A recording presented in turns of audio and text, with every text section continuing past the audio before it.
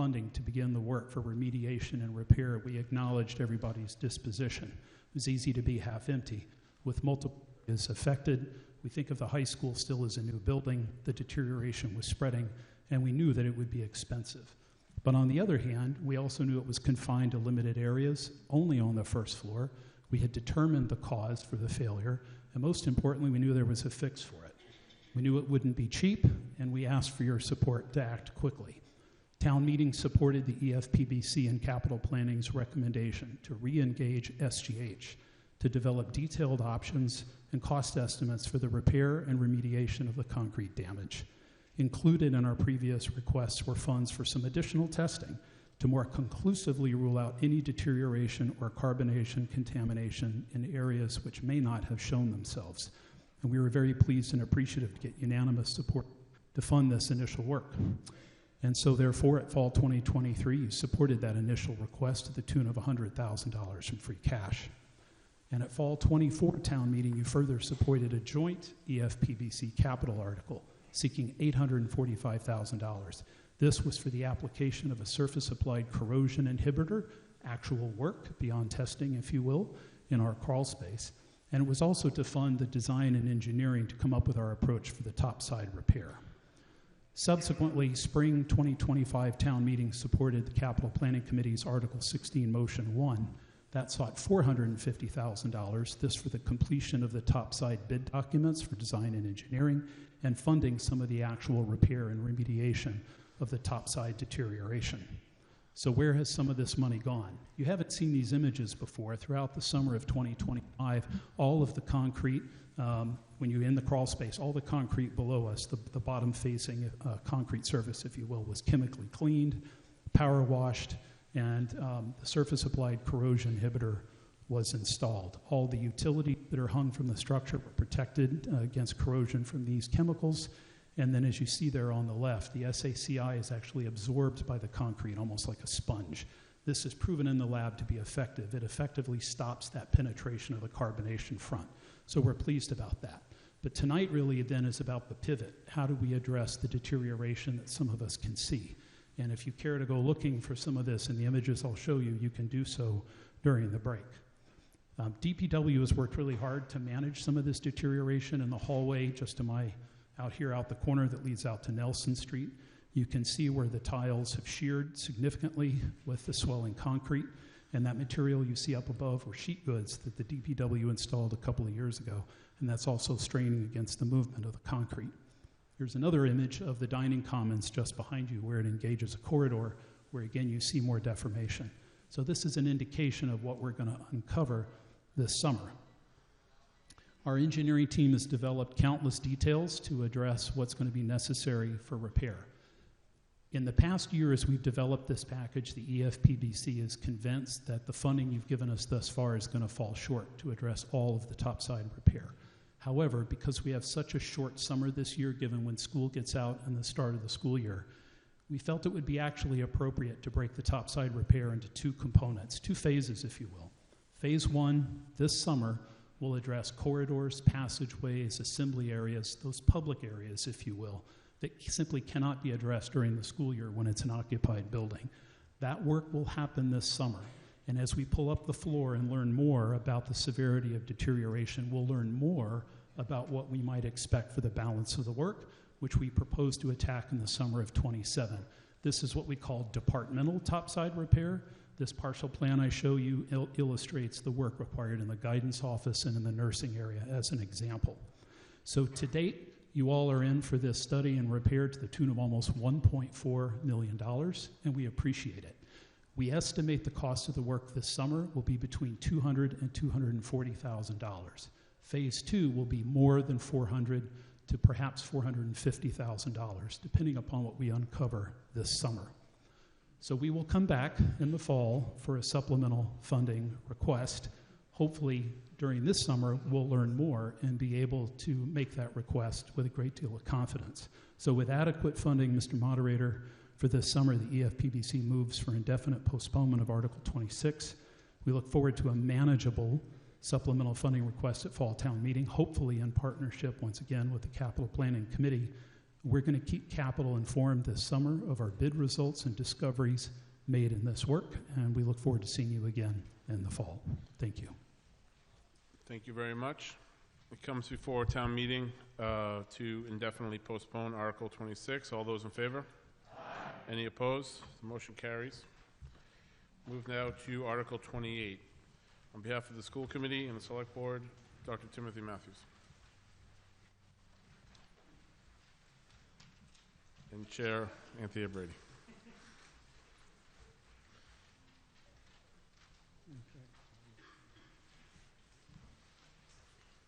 Good evening, town meeting. It's us again. I'm Tim Matthews. I serve as chair of the school committee, and I'm joined by select board chair Anthea Brady. Together, we're presenting Article 28, which is a request for one-time town meeting funding to implement arts and letters as Winchester's district-wide K-5 literacy curriculum.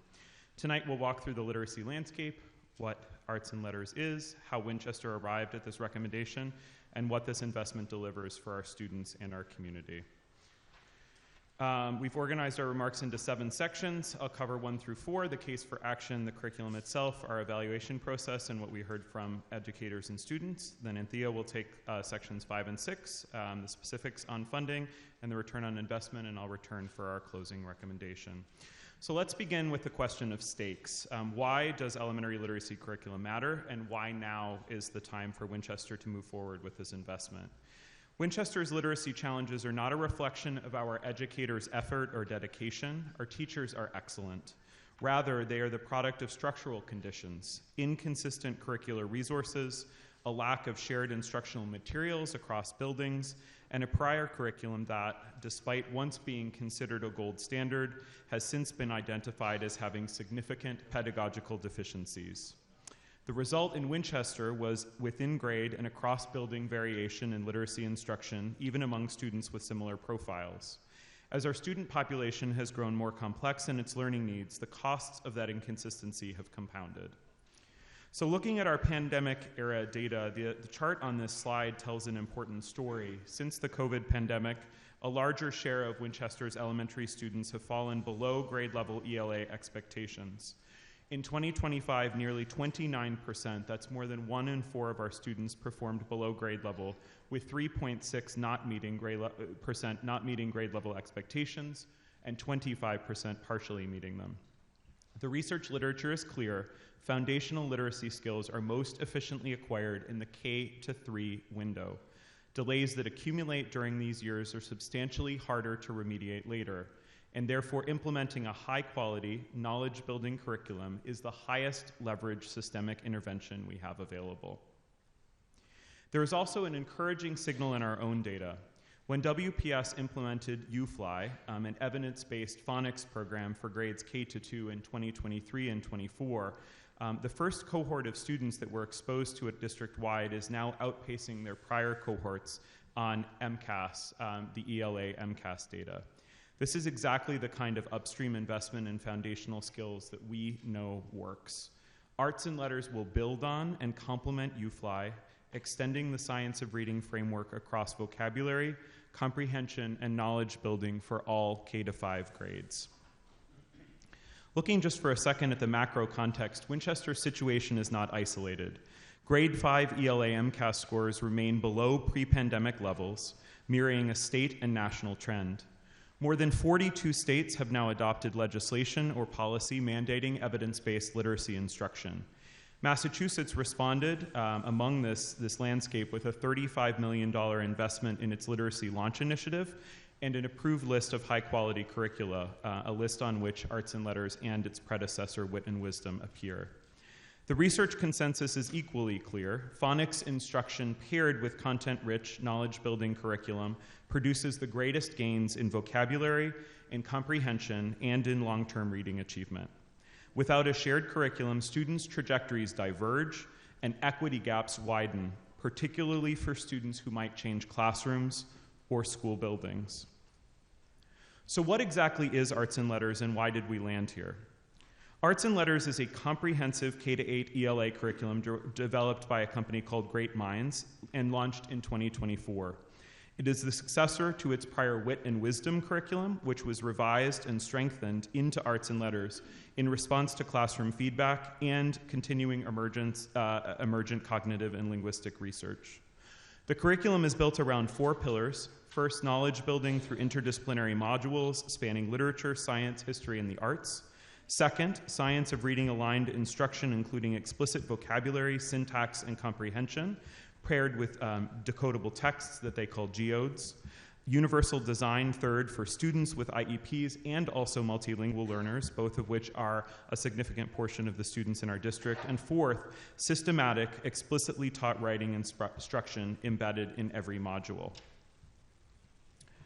The science of reading is not a method. It is a convergent body of evidence drawn from cognitive science, linguistics, and classroom research accumulated over more than 3 decades. It identifies 5 critical components of skilled reading development: phonological awareness, decoding and fluency, vocabulary, background knowledge, and comprehension. Arts and Letters addresses all 5. Its geodes decodable texts build phonics and fluency. The knowledge deck systematically develops academic vocabulary. 4 interdisciplinary modules per year accumulate the background knowledge that research identifies as essential for deep comprehension. And the structured 60-minute launch, learn, and land lesson framework ensures that writing and comprehension develop together, not as separate skills. So how did we get here? I want to be specific about the rigor of Winchester's evaluation process because that process itself has been very important to our story. This was the result, this recommendation and this request for funding was the result of a 2-year educator-led process. In 2023 and 24, we identified systemic gaps and developed a shared literacy vision with educator and parent input. In fall 2024, we launched a dual curriculum pilot comparing arts and letters against the EL education curriculum across all 5 of our elementary schools and all 5 grade bands. Throughout the 2024 and 25 school year, we gathered data from classroom observations, teacher surveys, family feedback, student voice, and our M-Class literacy assessments. In March 2026, our steering committee, comprised of all 5 principals, our literacy coaches, and more than 40 pilot teachers, reached a unanimous recommendation that the district implement arts and letters. The scope of our evaluation was genuinely broad. All 5 elementary schools participated. All grade levels from K through 5 were represented.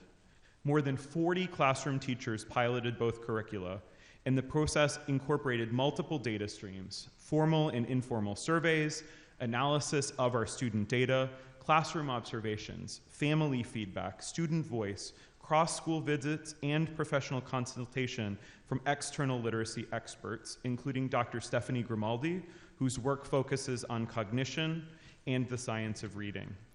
This was not a top-down decision. It emerged from our own professional community of excellent educators. Let me share very briefly what we heard from the people who do the work in the classroom every day. Our teacher feedback was consistently positive across several dimensions.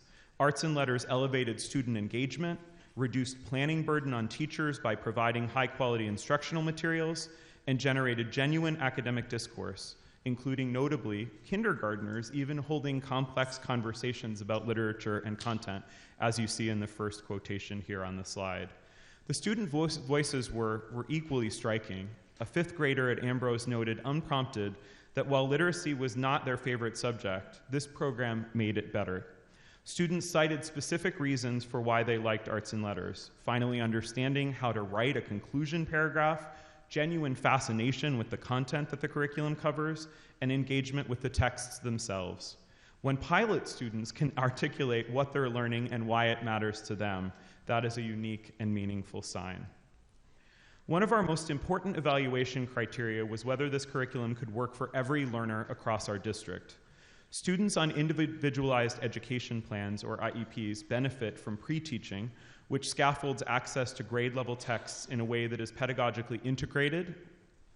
Multilingual learners are able to access the same rigorous content as their peers because of the support of multilingual glossaries that are available in this curriculum in more than 15 languages. And advanced learners have found the high-rigor texts and complex academic discourse included in arts and letters genuinely challenging. Critically, though, the most important part of all of this is having a shared curriculum across our 5 elementary schools and all of our grades. That ensures that no Winchester child's literacy education varies based on what building or classroom they happen to be placed in. That is an equity argument as much as a pedagogical one.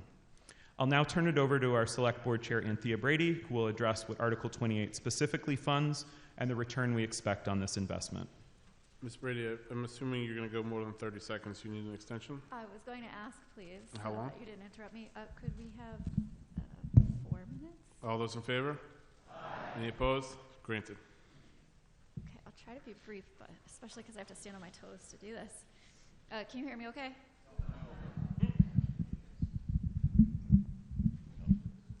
Got it. All right. So I'm going to talk a bit about what Article 28 actually funds, the specifics behind that. So Article 28 requests a one-time appropriation of $598,540 to purchase the curriculum. To be precise about what that means, the total cost of implementation is not a recurring budget line. This is a one-time investment in the K-5 literacy curriculum for the materials and the professional development infrastructure required to implement them well. We also want to note that $123,765 remains from what was authorized at last spring's town meeting for pilot funding, and that will be combined with the funding requested in this article for the full cost of the curriculum purchase. So the purchase will cover the 4 areas that you see on the screen: print materials, a digital platform, PD for the teachers that will begin next month, and the multi-year implementation between years 3 and 5. So to be ready to launch in fall 2026, the implementation plan is going to be structured for sustainability, so our launch and then sustainability over the long term. Materials will be purchased this spring and summer, put into place with a vendor-led PD day in June, and then there will be pilot teachers who will support the district-wide implementation. They'll happen at grade level planning, and that will be a benefit of having a single curriculum across the entire school, the entire district, and within each of the 5 schools. Beginning this fall, all 5 schools will implement arts and letters simultaneously across all grades K through 5 and have monthly PD. There'll be ongoing support from the Winchester Public Schools literacy team, and then year 2 will deepen this work with a focus on, as Dr. Matthews mentioned, differentiation and intervention for students who are struggling or for students who have IEPs, and then into the long term, year 3 and beyond, with the intent to sustain the implementation and sustain the work moving towards using data to review progress and continuous refinement, adapting to the statewide MCAS tests and M-class trends. So within this, why is this essential to do now for Winchester students and educators, and what's the return on investment? So we'll put some of these numbers into context. This single appropriation serves 1,821 students in Winchester between grades kindergarten and 5th grade across all 5 of our elementary schools. This will be the first time that every child across each school will use the same curriculum and the same literacy materials for instruction. The print materials that we receive will have a lifespan of about 5 years. That means 5 years from now, there may be 4 to 5 to 6 years from now, there may be an investment in new materials, but the teacher materials will be available as reusable materials, and the primary recurring cost is for student workbooks, so that kids are actually writing and using and keeping record of the work that they've done. There's a strategic dimension to this as well. There's statewide investments in literacy. I know both the reps, our town reps for the House and the Senate, especially the Senator Lewis, have been working hard on evidence-based reading curriculum. So this is really aligning with grants that Massachusetts had invested in for literacy launch and policies to put us proactively aligned with the state priorities. Oh, I think I'm turning it back to you. Yeah. All right. Thank you so much, Anthea. We'll just wrap up very quickly with a quick synopsis of everything we've covered. The Select Board and the School Committee are jointly and unanimously asking you to vote yes on Article 28. This recommendation is grounded in 2 years of rigorous educator-led evaluation. Arts and Letters is aligned with our current understanding around the science of reading. It complements our existing UFly curriculum, and it is universally designed for every learner in the Winchester schools. It establishes, for the first time that we know of, in at least the recent history of the Winchester Public Schools, a consistent and equitable literacy curriculum across all 5 elementary buildings. It also positions Winchester ahead of what increasingly will become, we anticipate, a state mandate. Massachusetts has made clear through its Literacy Launch Initiative the direction that this whole area of inquiry is traveling in. So we believe that this investment is a prudent way to align Winchester with that state-level trajectory, while also giving our educators the professional development and materials to implement this curriculum well. We believe the vote yes on Article 28 as a vote to support all of Winchester's elementary readers for many years to come, and also to support the educators in the classrooms with them daily. Thank you so much, and we look forward to any questions you may have. Thank you very much. As mentioned, Select Board and School Committee both unanimously support this article. Can we get the recommendation of the FinCom? Hello, everyone. We voted unanimous, 13-0, in favor of literacy. We worked very hard to create our budget to support strategic programs such as this. We'll present on Thursday. If we deviate from these type of proposals, we put initiatives like this at rest. So we look forward to sharing that, but we're very happy to support such a good program. Thank you. Thank you very much. Town meeting members wishing to be heard, please make your way to the microphones.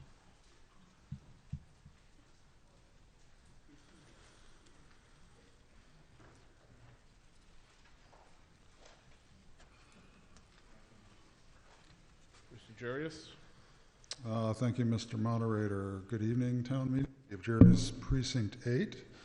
I want to start off by saying I'm all in favor of literacy. I don't recall a time where I haven't actually been able to read, so I assume I actually came out into this world knowing how to read. So, and for my mom's sake, I hope it was a softcover book I was reading. So my question here is about the mechanism by which this is getting funded. And I'm trying to understand why this isn't part of the school budget. I know that statement has been made that this is a one-time investment. I can't believe I don't recall that many times the school board has come to town meeting and asked for one-time investments for programs. So I'm assuming they have one-time investments they handle. Somehow they purchased curricula before.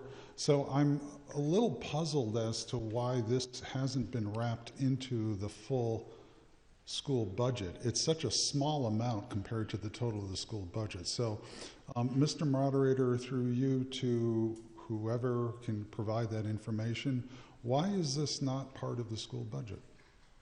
And can someone provide an example of something similar which came before town meeting prior to, say, the one that came out last year that was the pilot study? On behalf of the school committee, Dr. Matthews. Thank you, Mr. Moderator, and thank you, Mr. Jarius. I think, so I'll say a few things. The first is this was very much an output of the State of the Town process that we overtook over the last 9 months. There was a strong preference, particularly, I would say, among certain members of the Select Board, to make sure that one-time costs were removed from the operating budget so that that didn't compound into the operating budget sort of year-over-year level services number that went forward into future years.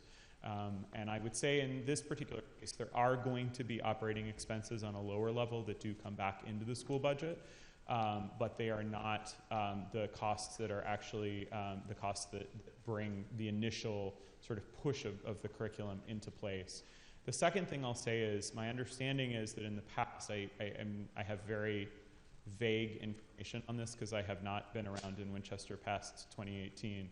But my understanding is the last time we implemented quote-unquote district-wide literacy curriculum was when we brought units of study in. I believe that was at least 15 years ago now. and my understanding that there was some private subsidy to actually fund bringing the initial sort of wave of materials into the district.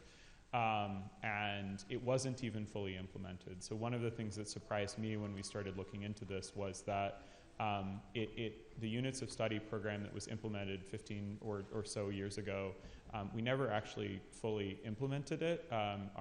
Obviously, I think the longest running employee we have is an assistant superintendent who was here 14 years ago. And my understanding was at the time, town meeting or the school budget had allocated to the school committee only $11,000 per year to actually sort of purchase additional curriculum, materials, and professional development, which is far below the level that would be required to sustain an investment. And I understand it was even a sort of partial purchase of units of study, so we got the materials we could under the amount of money that was raised. I mean, I certainly take your point. I think that there is some value potentially in putting this into the operating budget, and we definitely do intend to do that for the piece that does continue on year over year. I think the two parts of that will be the consumable materials that students use on a year over year basis, as well as the sort of licensing fee. Curriculum has essentially turned into something like a Netflix model at this point, where there is a year over year licensing fee. It's not just that you buy books and it's a one-time thing, but for those one-time costs, all the teacher materials, the things are going to be used for a long period of time. I think the state of the town process output was that we really wanted to handle that as a one-time expense outside of the operating budget, so it didn't compound on itself. Thank you. I'd also like to get the perspective of the Mi- finance Miss- committee. Oh, thank you. Hold on. Yeah.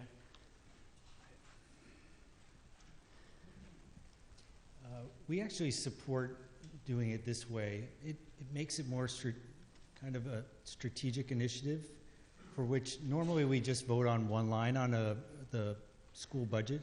This way, as town meeting, the schools can come back and report on specifically how this money was spent specific for this initiative, as opposed to it being potentially, like you mentioned, not using all the funds, or they go for other things. This is a nice way to keep this encapsulated, and so that we can, as a town meeting and as FinCom, we can make sure that all the money goes to the initiative that we've discussed. Okay, thank you.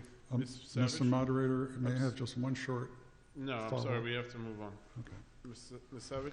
Thank you, Mr. Moderator. Carol Savage, Precinct 5, with just a quick comment.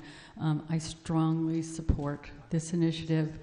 I hope town meeting members have taken the chance to watch the school committee meetings where this pilot group presented about the program, and it's really exciting.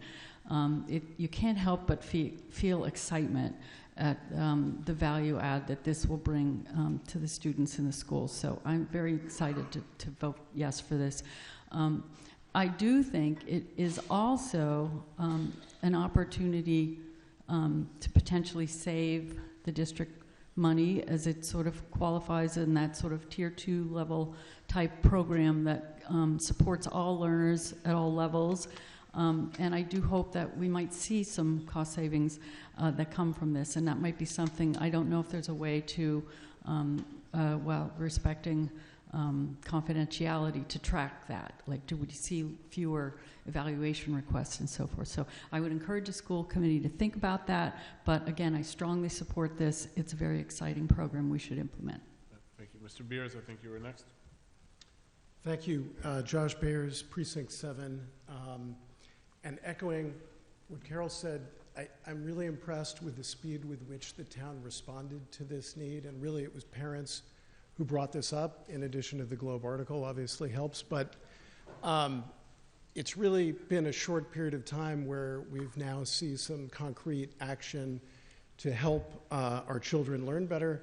And I would say that an ROI shouldn't be in dollars here. It should be, we should see those scores and the percents go from 30 down below 20.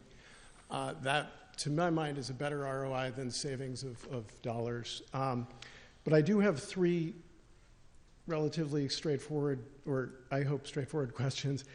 And one is, what are geodes? I don't know what those are. Just if you can give a quick thing through the moderator to the proponents here.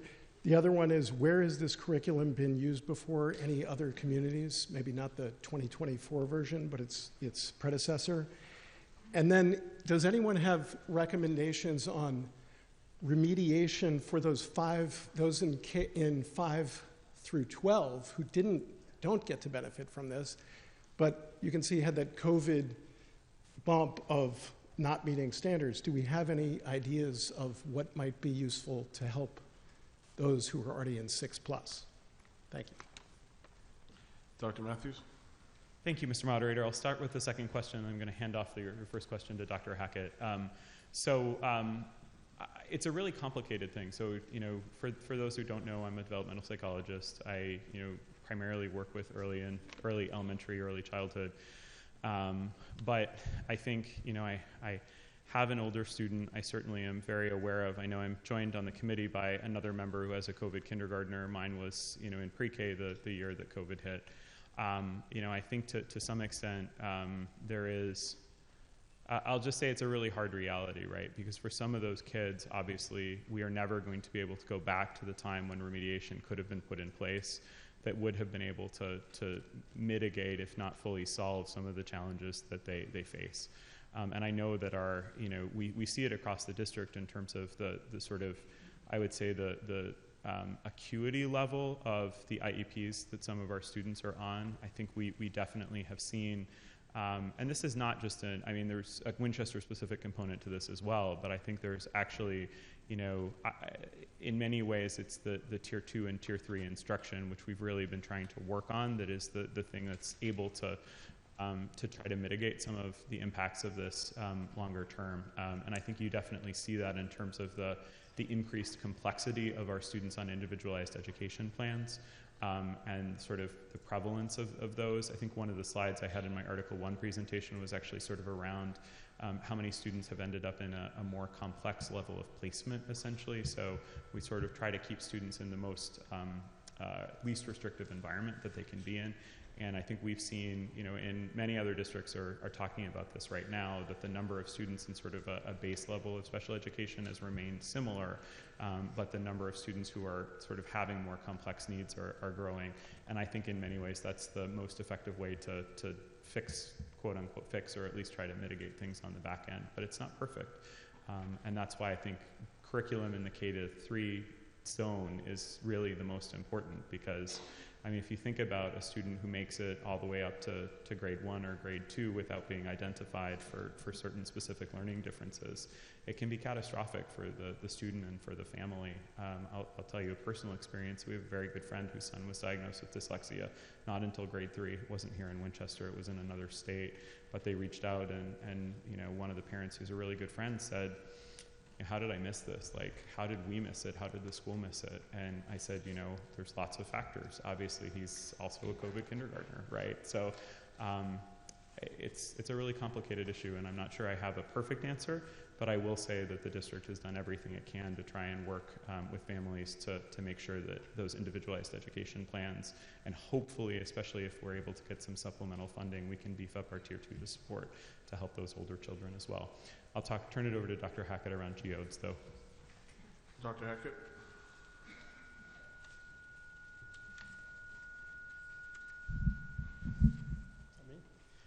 Through you, Mr. Moderator. So geodes are, this curriculum is really content-based, so it's knowledge building. So the geodes are essentially text or books that all students will have in the classroom that are generally thematically based, and they align with the standards. So there's a lot of integration with science, there's a lot of integration with social studies, so that's all they are. Thank you. Thank you. Yeah, my third one is, has any other community besides us used this? Sure. This is one of the highest adopted curriculums that's happening right now. We actually, through the process that we went through, visited multiple sites, multiple school systems that are actually in the process of or under consideration or have adopted the program. Arts and Letters is a little bit new iteration of what was Wisdom. So we're fortunate to be kind of coming into it right now because there's been a lot of improvements to that initial curriculum. Great. Thank you. Certainly. Thank you. Mr. Wilson? Thank you.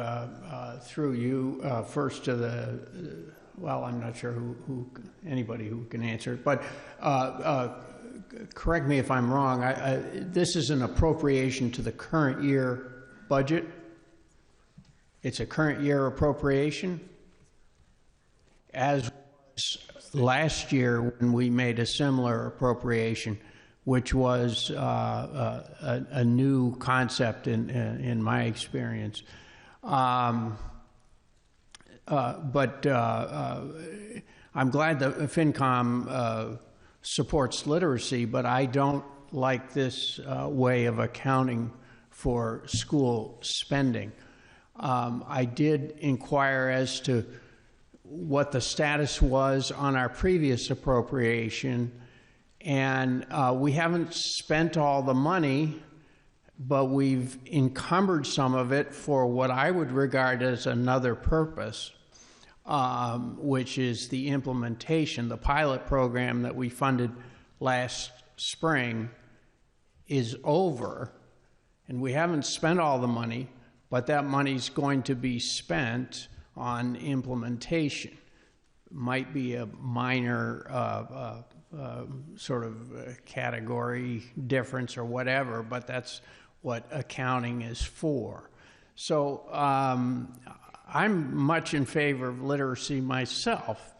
I think that's what we spend the school budget on, literacy, arithmetic, etc.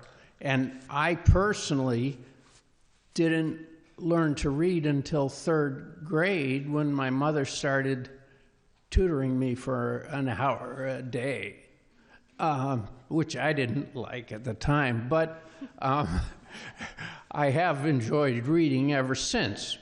So I'm in favor of this, but I think this is a slippery slope budgeting-wise. The schools control all the resources we give them, which is a good check and balance against town meeting nitpicking the school budget. But if we're going to use that state law, it seems to me that we should appropriate a single budget figure. Thanks. Thank you. Further on the question?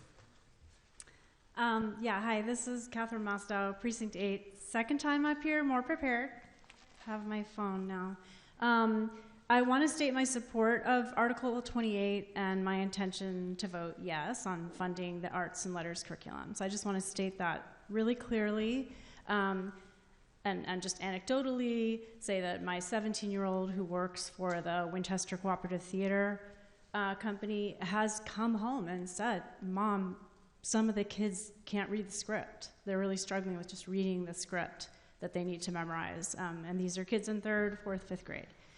So it's a real issue, and I don't at all want to dismiss that.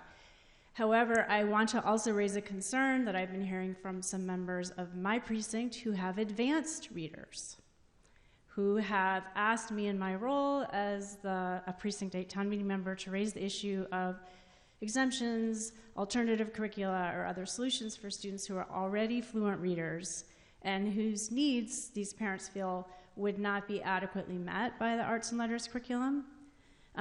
Some of these parents have shared with me that their kids have found arts and letters to be boring and is, quote, destroying their love of reading, unquote. Just sharing what people have shared with me. One parent said his advanced reading 3rd grader hates arts and letters with a fiery passion. So you can tell they are already advanced because they're using language like that. And I do feel a personal need to speak on behalf of these parents because I'm also a parent of an advanced reader, now 17, who has never been challenged from grade 2 all the way up to AP English, never been challenged in English with writing and reading. And many, many complaints, many, just, you know, it's like her least favorite subject when it should be her favorite subject. So I would just like to hear in more detail. You know, I hope we pass this. I know it's needed, but maybe from Dr. Hackett or someone from the school committee, how would advanced readers be challenged by this curriculum, and how educators would be supported to identify those students and provide them with reading material at their level? This really isn't in the scope of the article, so you can follow up with Dr. Hackett afterwards. I feel like it's very much in the scope of it. I don't. Because I feel like there should be a little, we should know how this is going to be meeting all needs of students. But you can follow up with Dr. Hackett in the school department. I mean, this is, we're voting I'm speaking on behalf of other people in my precinct. But it's not in order of what we're supposed to be discussing Okay. now. Ms. DeLeo? Hi, Susan DeLeo, Precinct 5. I speak tonight enthusiastically in support of this article. Many of you on town meeting know when the literacy issues come up, I get up here and I say, my twins are the COVID kindergartners, right? This issue first came to the forefront when they were in kindergarten. They're now in 6th grade, rising 7th graders. It is time, let's vote for it, let's do it unanimously. These kids need it, and they need it desperately, and they need it now. And I also would like to task, though I'm sure it's out of order, the school committee with really discovering how we can support those COVID kindergartners because they're really struggling. And these kids that don't qualify for an IEP, we can't just throw up our arms and say, we don't know what to do with them. I guess they just won't read that well. So please figure out how we can reach these kids.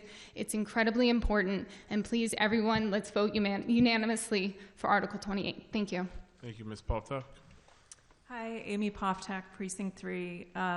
One of the main reasons I ran for town meeting in 2021 was this issue, and I wholeheartedly support this article. I think I speak for a lot of parents who advocated for this issue over the last 5 years when I say that I'm encouraged to see how far we've come since then.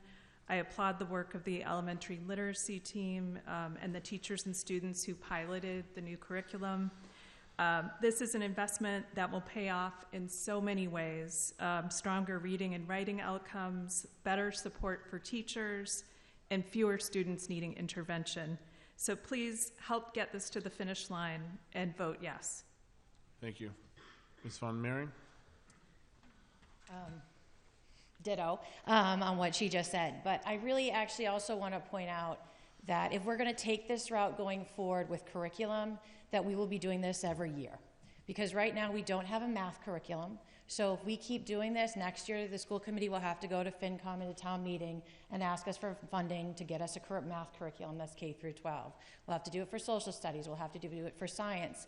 And as the school committee mentioned, they hadn't done literacy for 15 years. It's in place for all core subject matters right now in the district.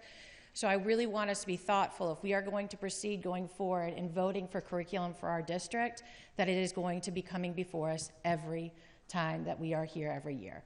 And they will be asking next year, they'll be coming. And it really should be, they should be coming up with a 5-year plan of how they're going to do curriculum for all the core subjects, because in 5 years they're going to be coming back, looking at arts and letters, there's going to be a refresh, they're going to have to purchase that. And also we have all the disposable and all the things tied in, the professional development.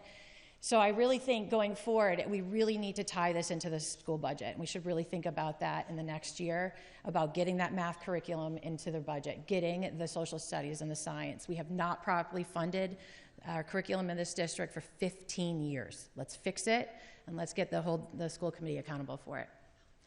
Thank you. Ms. Musto? Caitlin Musto, Precinct 4. So I'm a parent of young children who are learning to read, one of whom does have dyslexia. I'm also president of the Parent Association at Lincoln Elementary School. So I'm in touch with our community. I can hear from parents how much they're spending on tutoring, how their kids are falling behind. And I just think that everybody here needs to just unanimously support this article. This is a huge investment in our school system to make it right by these kids. And with that, I move the question. Move the question. Well, she's sitting down, so we can just proceed to the vote. The question comes before town meeting. It's moved and seconded that the town vote to appropriate $598,540 from free cash to purchase and implement for the purchase and implementation of a comprehensive K-5 elementary literacy curriculum as recommended by the early literacy team. The funds are to be expended under the direction of the superintendent of schools for the acquisition of curriculum materials, instructional resources, assessment tools, and other implementation supports necessary to carry out the program. All those in favor say aye. Aye. Any opposed? The motion carries unanimously.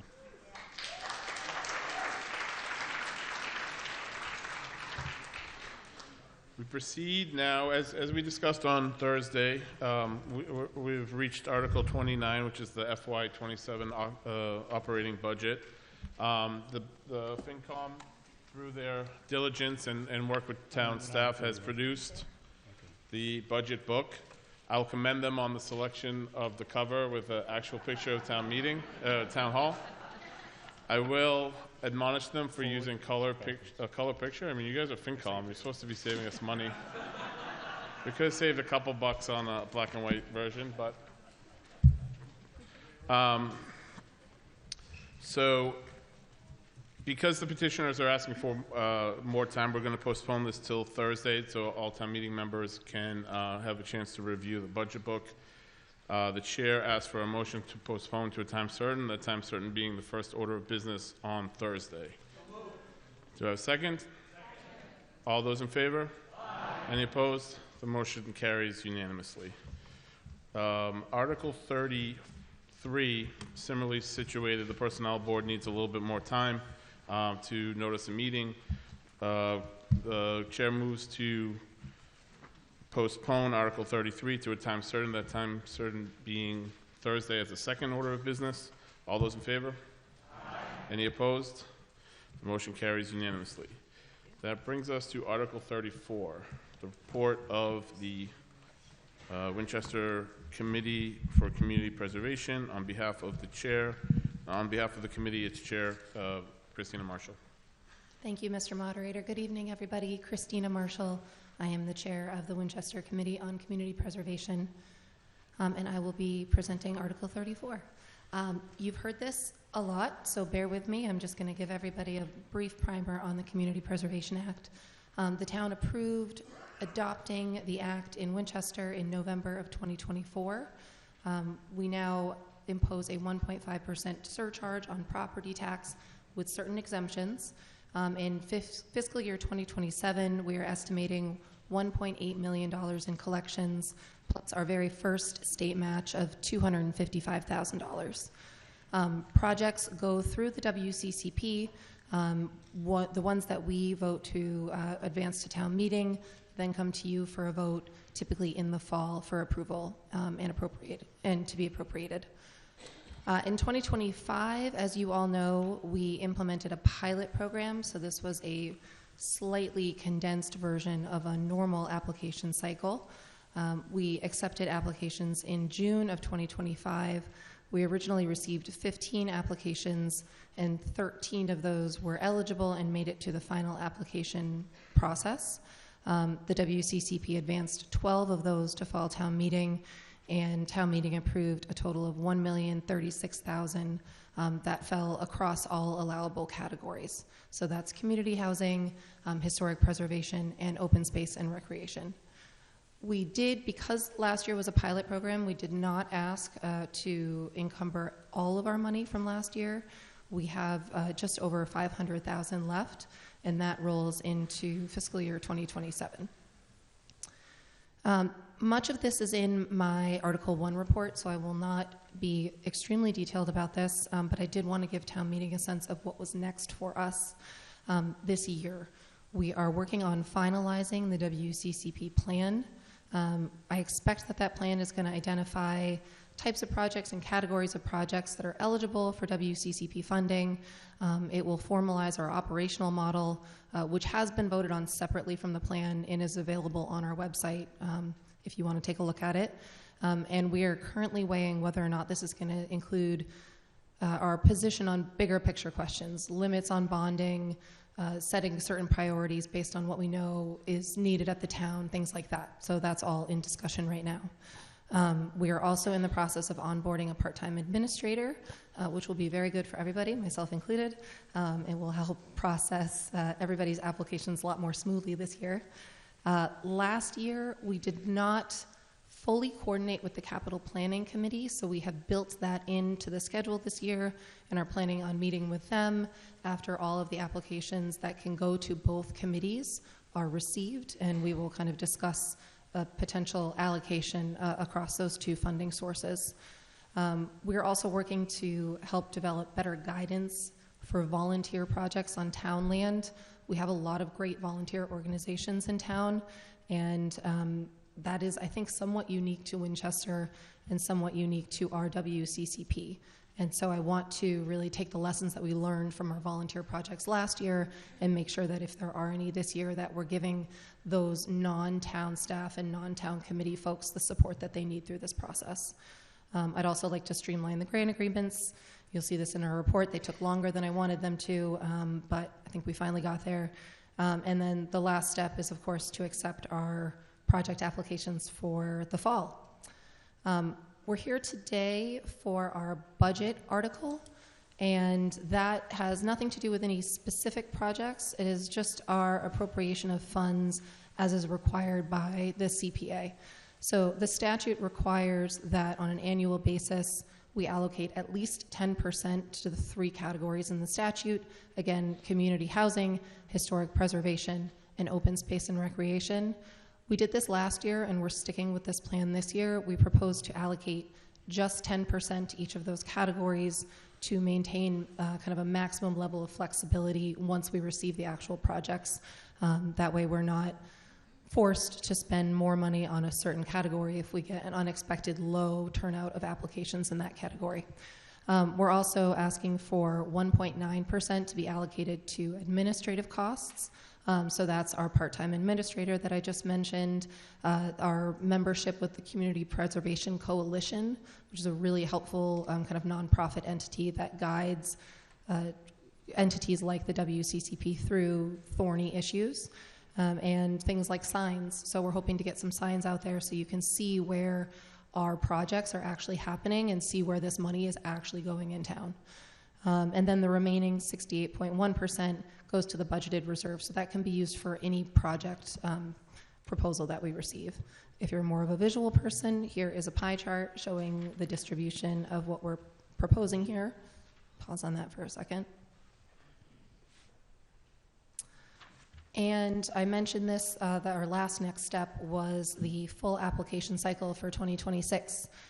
Initial eligibility applications are due on May 15th. That is purely to determine if a project is actually eligible. We do not make any value judgments or decisions on the merits of that project. Our goal is to get anyone who's interested in the door talking to us.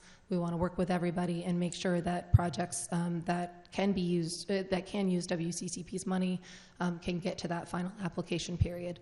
So we'll spend about 4 weeks on that, and then final applications will be due June 15th. And then we're estimating about an 8-week review period for projects.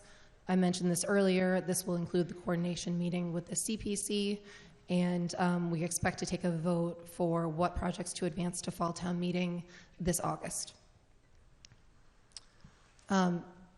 This is the actual numbers that we're asking for appropriation on.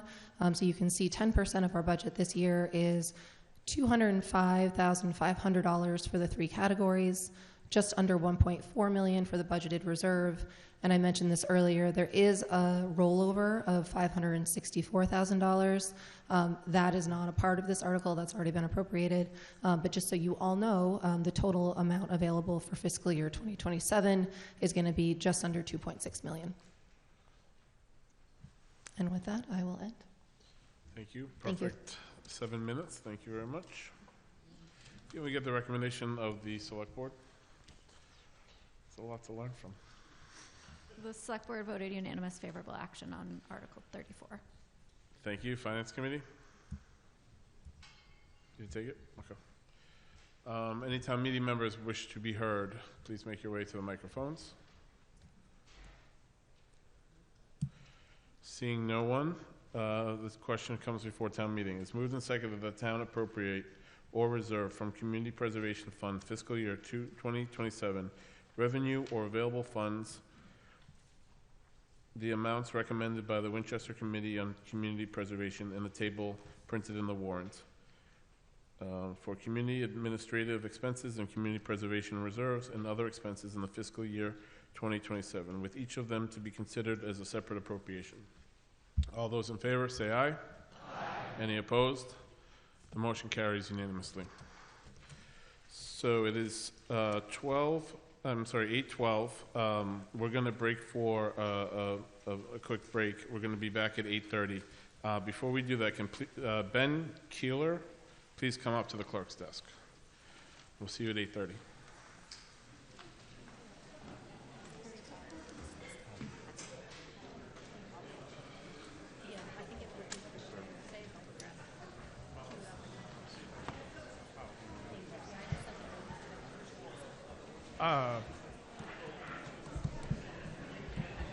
Yep, it is. So it wasn't working?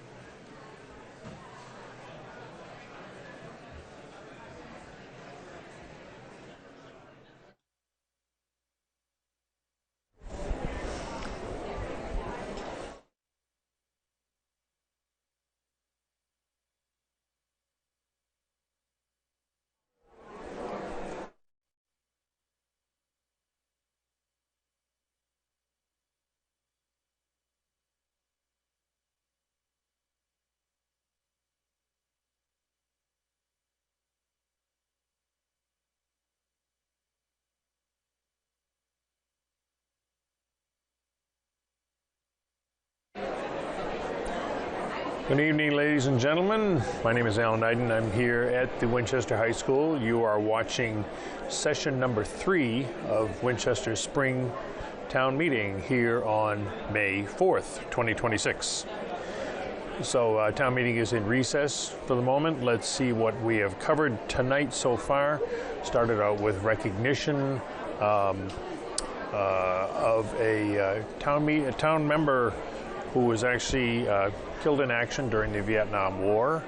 And I apologize that I didn't get the name, but there was a moment of silence for him.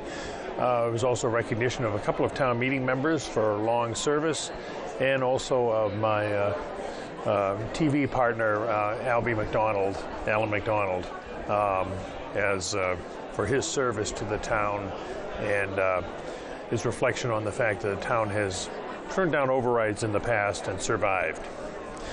So we then moved on to Article 26. Article 26 was dealing with the concrete repairs needed here at the Winchester High School.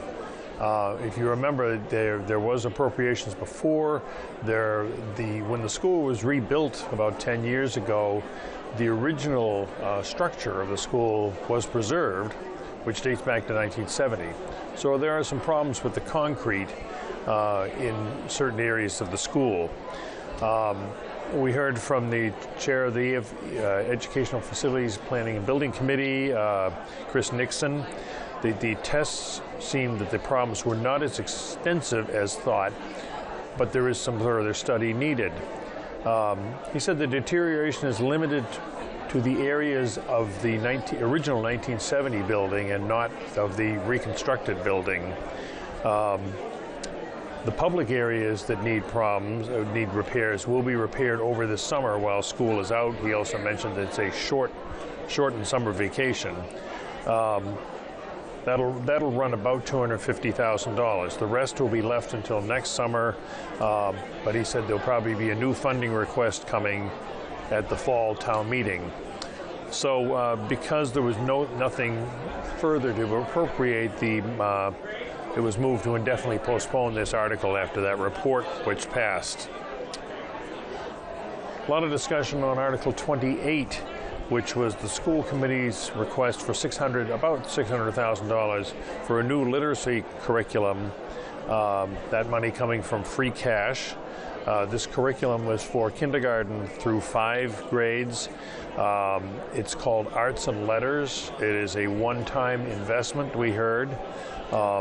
It was recommended by a team called the Early Literacy Team. Said this curricula is used in a lot of other schools. It was tested and did some test results, and they were very impressed with the results of literacy for the students. It will be implemented across all 5 elementary schools. We heard that, like national trends, literacy levels are below optimal, some of it relating back to the COVID interruption. the school committee referred to a 2-year educator study.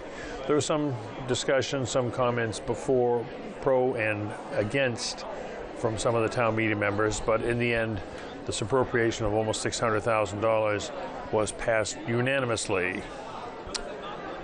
The last article before our break was the report from the Community Preservation Committee. This is a new, relatively new committee since the town adopted the Community Preservation Act. It is a small surcharge on the real estate bills, and that money is supplemented by some funds from the state for towns that adopt this. They have an appropriation of about $2 million this year. They said last year was a pilot program, and there's about $500,000 left over for fiscal year 27. The estimated revenues from the tax surcharge is about $1.8 million. The state will also chip in about $255,000. We heard from the chair that they're looking to fund, among other things, volunteer operations on town properties. Community housing, historic preservation, and open space, by statute, each get a minimum of 10% of the funds. She commented that applications for these funds are due on June 15th, and the committee will work on them over the summer, advancing ones for consideration by fall town meeting.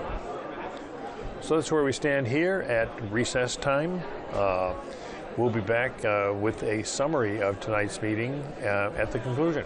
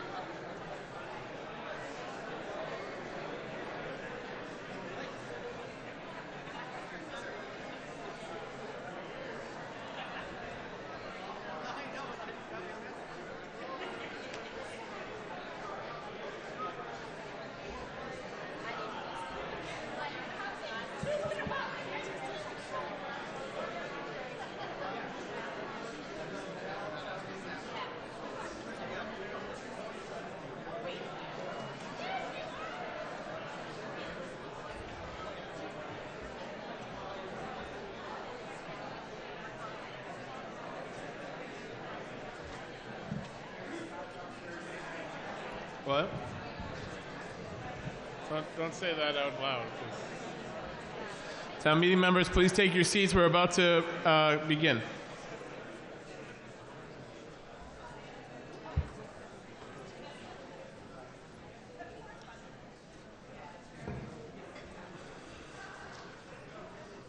Will the school committee please sit down? Thank you. Paris sits wherever he wants, apparently. Okay, that brings us to Article 35. To see if the town will vote to acquire by gift or purchase a parcel of land approximately 13.66 acres located at Forest Circle in Winchester. This morning, the chair was contacted by a supporter of the article saying they were not ready for tonight's meeting and asking to postpone it till Thursday. It has been my policy when this request has been made by a petitioner to accommodate by asking town meeting to support a motion to postpone to a time certain. However, this request was made by a supporter and not a proponent. As we saw recently in the lead up to town meeting, proponent and supporter can differ on procedural issues. And the way things are going, I fear this might come up again. So as chair, I would like to clarify that from a procedural perspective, the article belongs to the proponent and the originators of the article. I also received word this afternoon the intention of a member to move to postpone to a time certain. This is a valid motion from the floor and generally would come up after we hear from boards and committees. In reverence to the petitioner, and so that the presentation and discussion of this article will not be split, and with the permission of the petitioner, I'm going to hear this motion now. Where is she? The motion to Michelle, there she is. Y'all ready? Yep.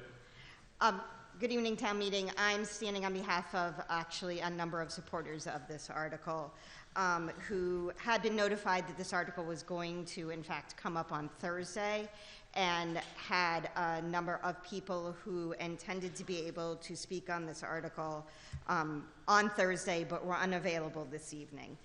This includes residents, it includes members on behalf of ComCom, and it includes some select board members as well, including Ms. Pryor, who happens to be at her child's graduation. So I am just going to ask town meeting, since they are unable to be here this evening, that as we have honored requests in the past, as the moderator has indicated, that we postpone this until a time certain. This motion requires Thursday. a second and is debatable. Do I have a second? Okay, further on this question, Mr. Bagnani. Question to the moderator. Was there, can you opine on the point that was just raised around the fact that individuals potentially were told this was supposed to be on night 4, and then it was, you know, as was stated, moved to night 3? I think that would be helpful context for town meeting. Sure. As many of you are guilty of doing, I receive a lot of text messages in the lead up to town meeting asking me for my predictions on when their particular article will come up.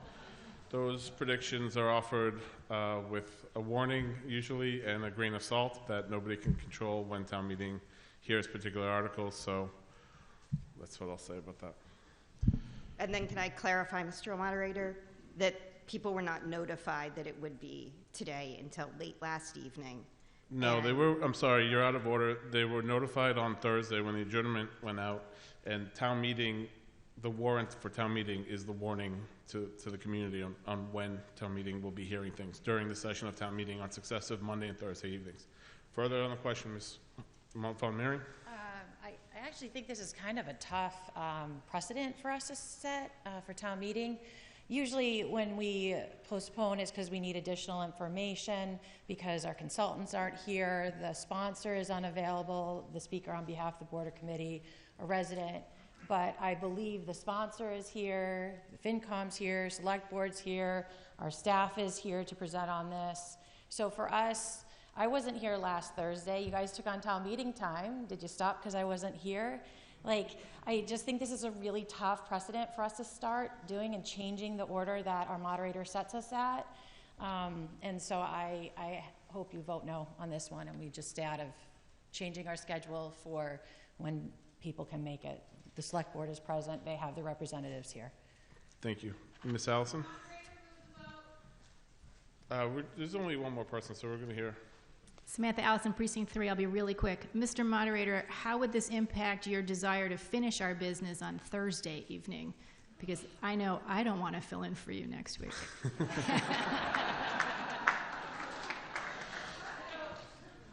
This is a major piece of business, it seems, to discuss, and whatever we can finish tonight will help us finish the entire town meeting on Thursday. So it comes to town meeting to vote on the motion to postpone to a time certain.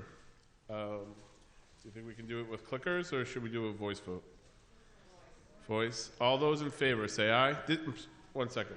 This is to grant the motion to postpone to Thursday. A vote of yay is to postpone. A vote of nay is to hear it currently. Point of order?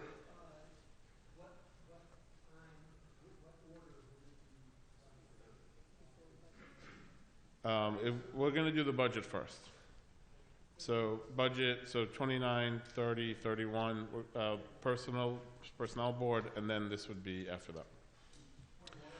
For the town meeting members who can't attend on Thursday, do you let them make their comments tonight? Because it seems to be setting a double standard for those who can't come tonight but can't come Thursday. Well, that seems to be something that town meeting should factor into their vote. All those in favor of the motion to postpone, say aye. Aye. Any opposed? No. My keen ear thinks that the motion fails. So on behalf of the petitioner, the Winchester Community for Preservation Committee for Community Preservation, its chair, Christina Marshall.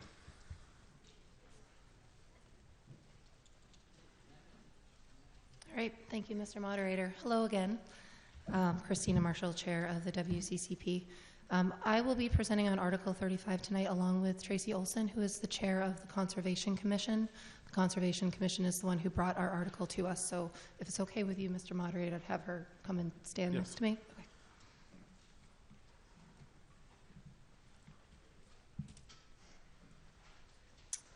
Okay, so we are here to present the article for the acquisition and borrowing for Forest Ridge, which is a 13.7 acre parcel of land. It's actually 3 separate parcels, but together they are 13.7 acres total that abut the Fells and Stoneham.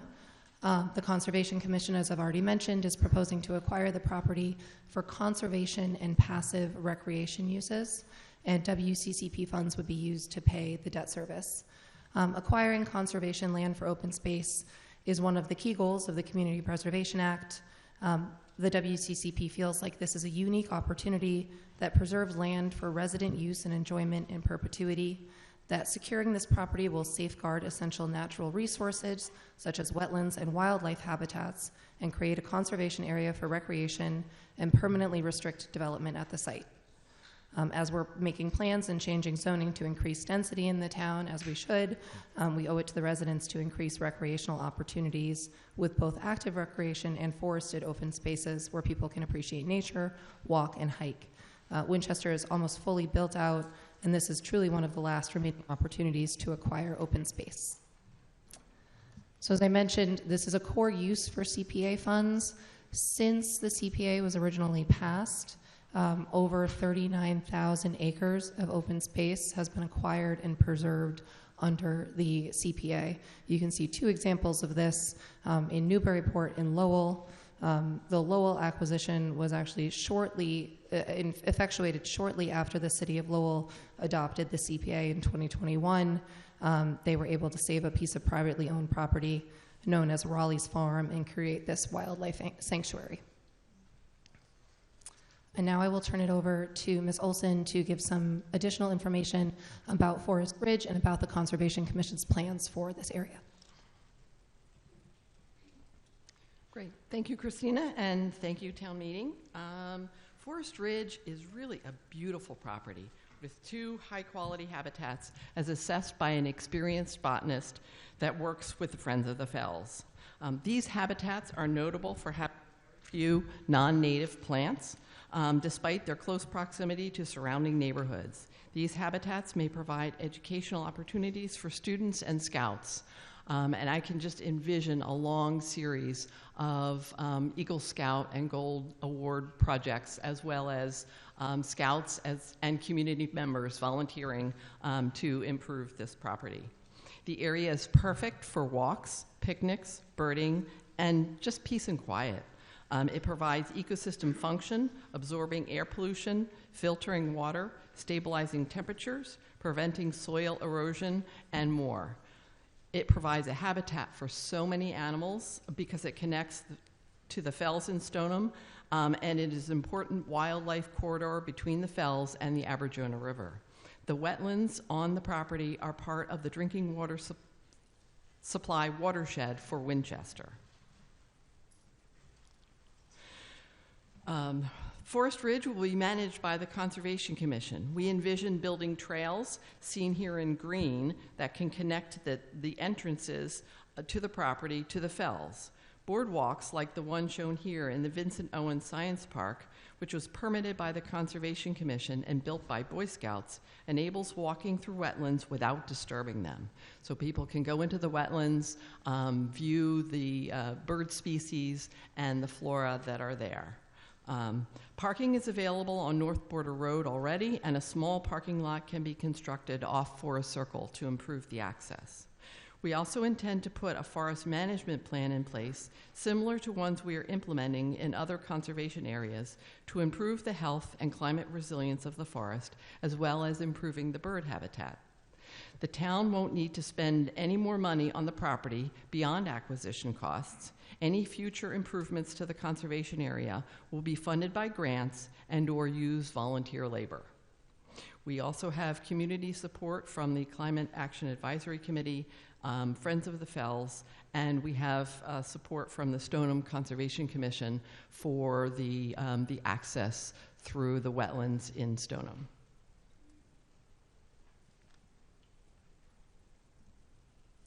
Okay, so the next few slides, I'm just going to take everybody through some questions, both that the WCCP asked the Conservation Commission, and then questions that I've seen kind of be asked around the article since we voted to add it to the warrant. So the first question is, why now? The Conservation Commission and the WCCP felt like this is a good investment. Like I said before, in the quality of life in Winchester, residents can enjoy it now and forever. I've mentioned this before. I do want to emphasize that the Conservation Commission published a open space and recreation plan last year in 2025, and this was the last significant privately owned parcel in Winchester that could be acquired for conservation purposes. WCCP has the funds to make this purchase, and in terms of why we took this off cycle versus in our normal fall cycle, the WCCP and the Conservation Commission felt like, I'll get to this in a minute, but there's no guarantee of availability of future funding for grants and earmarks, and borrowing costs are currently low, so they felt like the time was now to move. Speaking of costs, so the article and the motion proposes $3 million. This is not a final acquisition price. This is a ceiling on the acquisition that's based on recent professional appraisals, which were all above this price.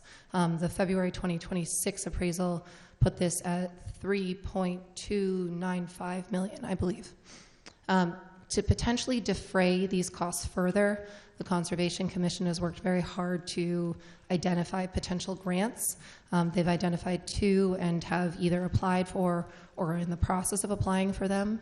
The first is a Land and Water Conservation Fund land acquisition reimbursement grant. This could give up to $1 million towards the purchase price.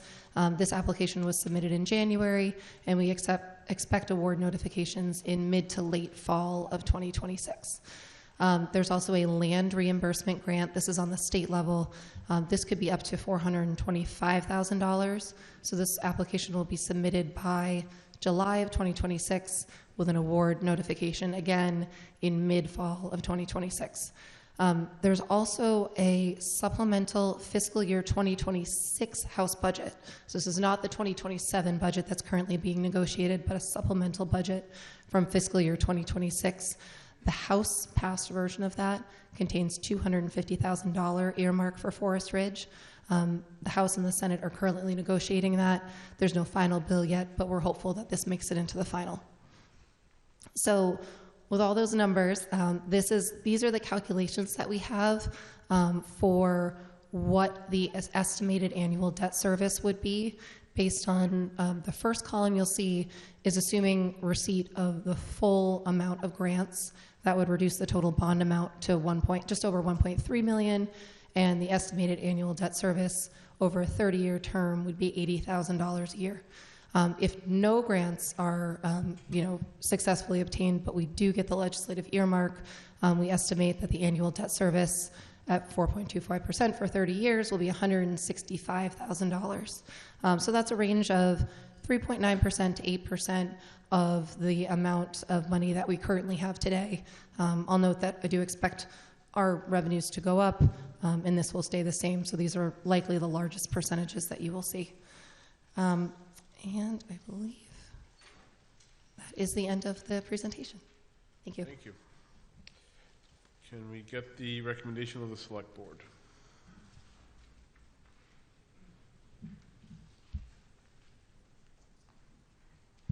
The Select Board Chair needs to wear heels on Thursday. The Select Board voted unfavorably on this article. We are limited in our membership today, but we voted 3-0 to take unfavorable action. We did have a motion for unfavorable action that failed 2-3 when we had our full board with us last week. The concerns on this article is that there's been no negotiation with the seller since summer of 2025 on behalf of the Select Board. Thus, we are giving the seller a purchase price of $3 million and have no room to go down from there. There's also no guarantee effectively that the seller will take that offer, but it means that while we're appropriating up to $3 million, we're of the opinion that that effectively hands the seller the $3 million without any negotiation below that. Thank you. Can we get the recommendation of the Finance Committee?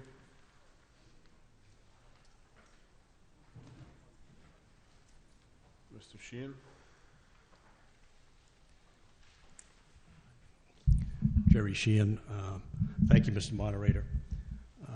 While I'm speaking on behalf of the FinCom, I should also mention that I am a member of the Community Preservation Committee as well. First, I want to acknowledge the Conservation Commission for all the good work they do year in, year out for our town, the most recent example being this past weekend on Aberjona Cleanup Day.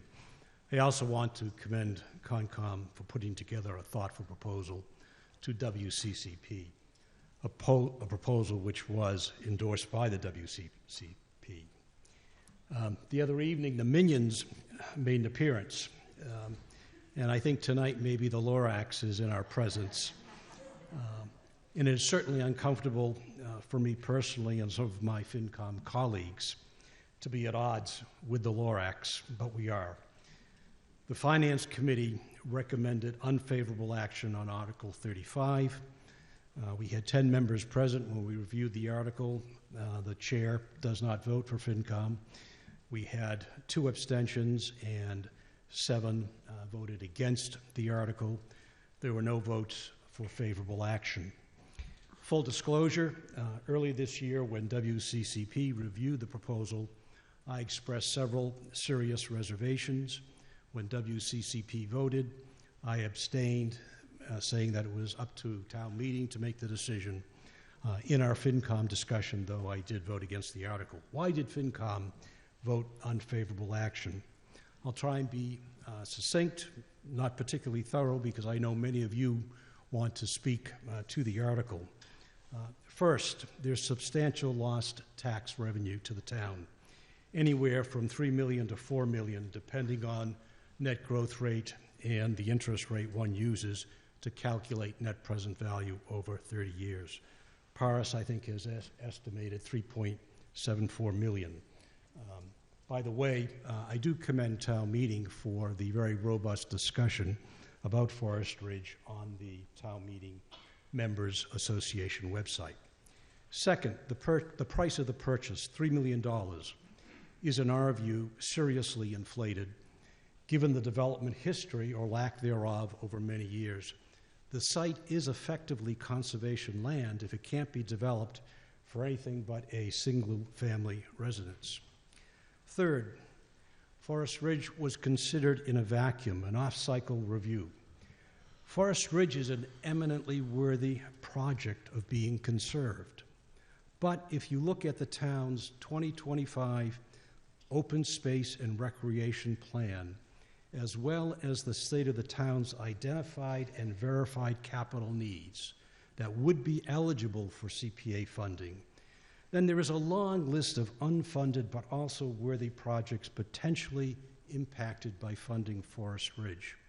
Just a few examples: Pacarellis Tennis Courts, Leonard Field, Phase 2, Mullen Field, and I might add the 16 acres of the Vale property, which will not cost us anything when it is transferred to the town and would be an excellent use of CPA funds to extend the tri-community bikeway as well as extend Davidson Park.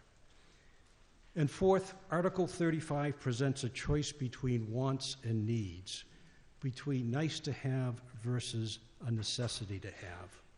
Forest Ridge adds 14 wonderful acres of land for enjoying nature, walking, hiking, bird watching, possibly even mountain biking or cross-country skiing. All good. But immediately adjacent to the property is 2,700 acres of the fells, where all these activities can now be pursued without any additional cost to the town or loss of tax revenue. I don't have a conclusion paragraph. I didn't take arts and letters. But I do have a last how about a concluding sentence? One second. You can be pro-conservation and still vote unfavorable action if you think this is the wrong time at the wrong price for this particular project. Thank you. Thank you. Can we get the tallies of the votes of the WCCP and of the Conservation Committee just while we're here? Yes, the WCCP voted. There are 9 members. The vote was 7 in support, 1 abstention, and 1 no. And I will defer to... Yep. The Conservation Commission was unanimous in support, 7-0. Thank you. It appears that the Capital Planning Committee has a recommendation.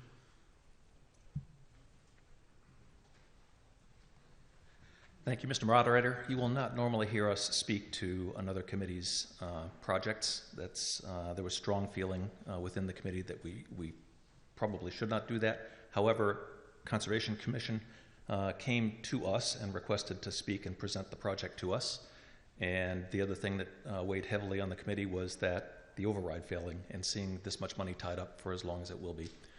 That said, a motion to recommend favorable action was put forward, and it was defeated unanimously 0-7. Thank you.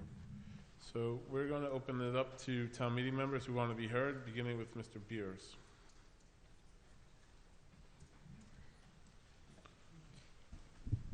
Thank you, Mr. Moderator. Josh Beers, Precinct 7. And I have to agree with the proponent here that this is the right time for this. I mean, how many people can buy 13 acres in Winchester for $3 million? I see houses going for $3 million that have less than a quarter acre. So if you do the math, it's 58 times cheaper to buy this than to buy another property in Winchester. So maybe if we don't do this, you won't see a development there, but you'll see a millionaire buy this property, build a giant house, and we'll never get to put a bike on it. We'll never get to walk in it. And look at that. It's so close to the fells. Why not extend the fells by 13 acres? Yeah, it's got 700 and whatever acres in the fells, but part of passing WCCP is to take on things like this, right? Why did we pass WCCP? Only 8% of the annual budget for WCCP that our tax money is going will go to paying for this. We have 92% for all those other projects that were mentioned. So in my view, this is a worthy opportunity for the town to add to its beauty and its nature. So I'm going to vote in favor of this. Thank you. I just want to point out for the record, this is a parcel in the town of Winchester, not Chester, Massachusetts. Is that correct? Ms. Sullivan, further on the question? Mara Sullivan, Precinct 1. Mr. Moderator, question through you to the proponent. You just said that there was one member of the WCCP that voted no. Could you explain the perspective of that person? Ms. Marshall? Yes, thank you. That person was me, so I can definitely explain Oh. that. I want this to pass. I think this is a good use of CPA money, and I think this is a good acquisition. I don't think this is the right time. I think in a vacuum, this is a great idea, but we're not in a vacuum. The override has recently failed. I'm concerned about the appetite of town meeting to agree to a large appropriation like this. And I am also concerned about taking this project off cycle early in the life of the WCCP. You heard me say earlier that we have a normal funding round that brings projects forward at fall town meeting. This lets us and you compare projects against each other with a cap on our spending, and I think results in a better list to present to town meeting. We'll also have a final plan in place, which, as I mentioned earlier, I hope will include things like a potential limit on borrowing and a list of priorities, which will let us more easily justify proposals to town meeting. I think we play an important screening function. And so that was the reason I voted no, but I do want to emphasize that I really do want to see projects like this succeed at town meeting, but just due to the override in our normal application cycle, I think this one would have had a better shot later on. Thank you. Thank you. Thank you. Ms. Calabi? I'm Priscilla Calabi. I'm an ecologist and teacher. I am very much in favor of this project. I think we're missing two really big points. One of them is this is not just land for bicycling and for recreation. It's habitat that gives ecosystem service. We talk a lot about pollinator patches and we plant trees and we're trying to do green things to counter the incredibly destructive effects of all the paving and damming and building that's happening around the world. We've lost 40% of global forests in the last several decades. And we think that pollinator patches is going to give us back that ecosystem service. It's not possible. And while we're planting that, we're going to give up 13.7 acres that does all those things that we want to have. It doesn't make sense to me in terms of that loss of ecosystem function. There's a second point. I started, you might know, the Fast Forest Project. And I've talked about that project to school kids, elementary school, middle school, high school, Rotary, different faith communities. The one sentence that stops, in particular, the kids cold, and I didn't know this the first time I said it, I said, we're doing this because we've truked up this planet something terrible, and we want to make it better for you, and we're going to plant this forest. It'll be here for a few hundred years. You can see it grow, unlike you recycle any number of cans, you turn down the thermostat, you can see this forest. It's here, it's going to give you this. And it's pin quiet, pin drop quiet. Because it's so true, and because they have terrible eco-anxiety. Eco-anxiety is such a major issue for young people today. 2 years ago, it was one of the top 5 mental health issues the American Association of Child Psychiatry took on. This would be such a great antidote to that anxiety, as well as addressing the root problem. I don't know how we can say no. I think that's what CPA money is for. It's for things, the quality of life things, the things that always slide down the priority list because you need a fire truck or you need a literacy program. The Commonwealth designed this program to use money separate from all that other money, money that is specifically for this sort of thing, money that exists over time so that you can pay for taxes on it, you can make plans, you can do all those things. And we're just somehow conflating those and really destroying something that's pretty important for our survival and for our kids' hope. I hope you vote for this. Thank you. Further on the question, Ms. Simboli? Oh, actually. Mr. Wilson? So I checked today, and there's no evidence that Mark Twain said, buy land, they're not making it anymore. But that's my basic argument here.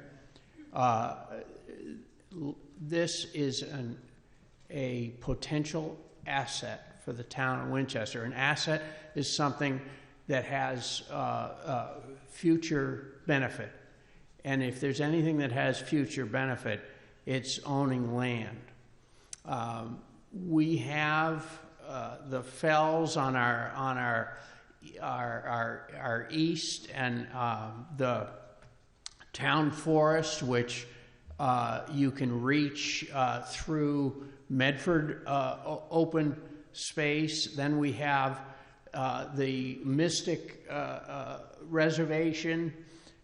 Then we have Right Lock Farm, which, by the way, we wouldn't have if it hadn't been for the work of the Finance Committee in figuring out how much it would cost if we let it be developed, and how much what we needed to do to acquire it. Then we have the Winning Farm land. We have on the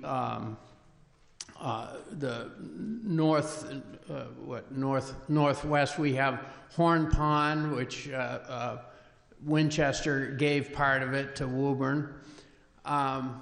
Then we have Davison Park and the associated land around it, and this piece would give the north corner of town access to the fells.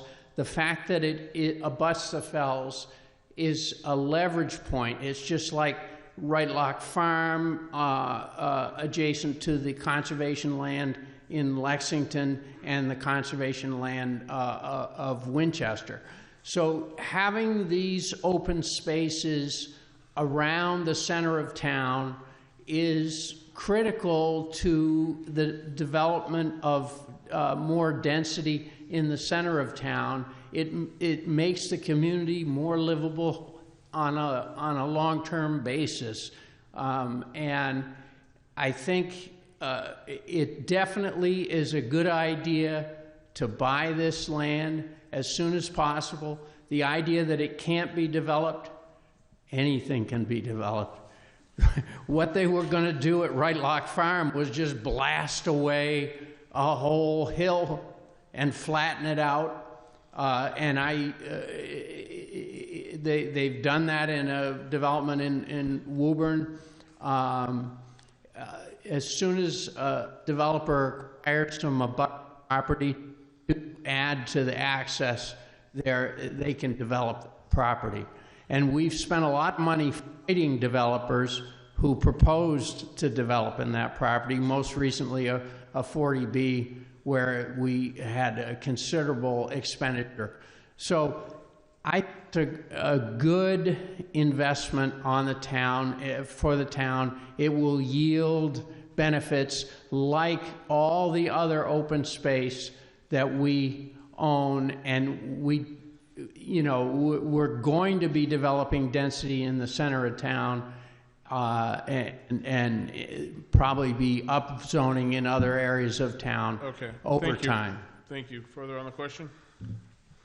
Steve Engel, Precinct 4, speaking in favor of this motion. When my wife and I moved to Winchester 30 years ago with our daughter, the Fells was one of the chief reasons we selected this town, among many others, for us to live in. We chose a place that was relatively close to an entrance to the Fells, and we've enjoyed it on a regular basis. I feel personally that open space is important to preserve just as a matter of truth. We have a limited amount of it. This is the last bit. We're building out our central corridor, so we should be preserving what is on our periphery so that we have the ability to get away if we choose without driving someplace. I'm going to speak briefly in my role as a board member of the Friends of the Fells. We have voted as a board in favor of this, we would support it with our organization's membership and activities to help support and maintain it. Thank you. Thank you. Further on the question, Ms. Simboli. Thank you, Mr. Moderator. Dorothy Simboli, Precinct 6. So I have a couple of comments, and then I have a proposal for a friendly amendment. First, I want to address the tax revenue, the projected tax revenue that everyone is saying that this land is going to be bringing in. If it's truly not developable because of wetlands or ledge or whatever people have said, which I don't necessarily know if we really know what's in there, then it doesn't support it having a $55,000 taxes annually.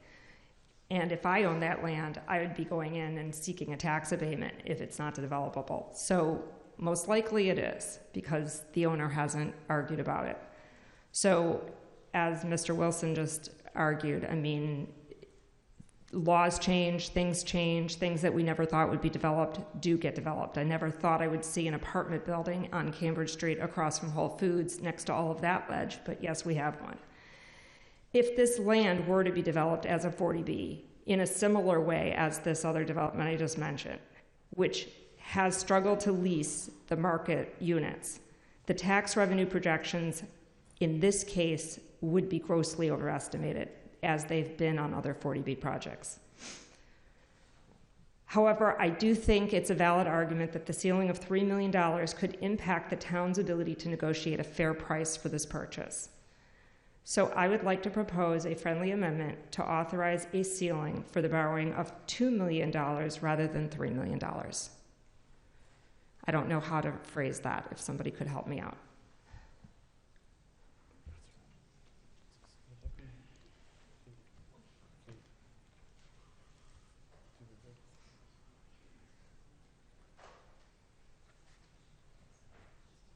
Is there a second? Point of order.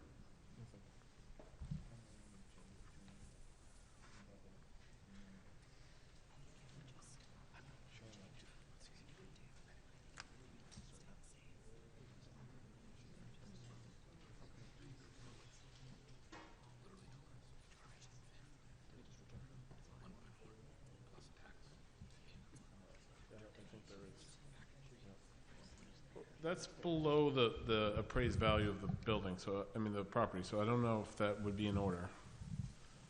Judy? Christina, what do you? The appraised value is $3.295 million, so the motion as is below that number as well. Okay, so we'll allow discussion on the amendment. Point of order? Yep. I know for a free cash article or for a capital stabilization fund, it's possible for town meeting to amend on the floor.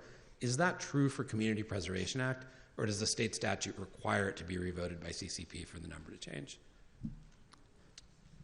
It would have to be revoted by CCP. And there's not a quorum of them here at the meeting, because many of them are not town meeting members. So in order to progress the discussion along, I'm going to rule it out of order. Or would CCP vote after town meeting votes if town meeting were to approve a lesser number? I'm genuinely asking a mechanical question of how CCP works relative to CSF or free cash.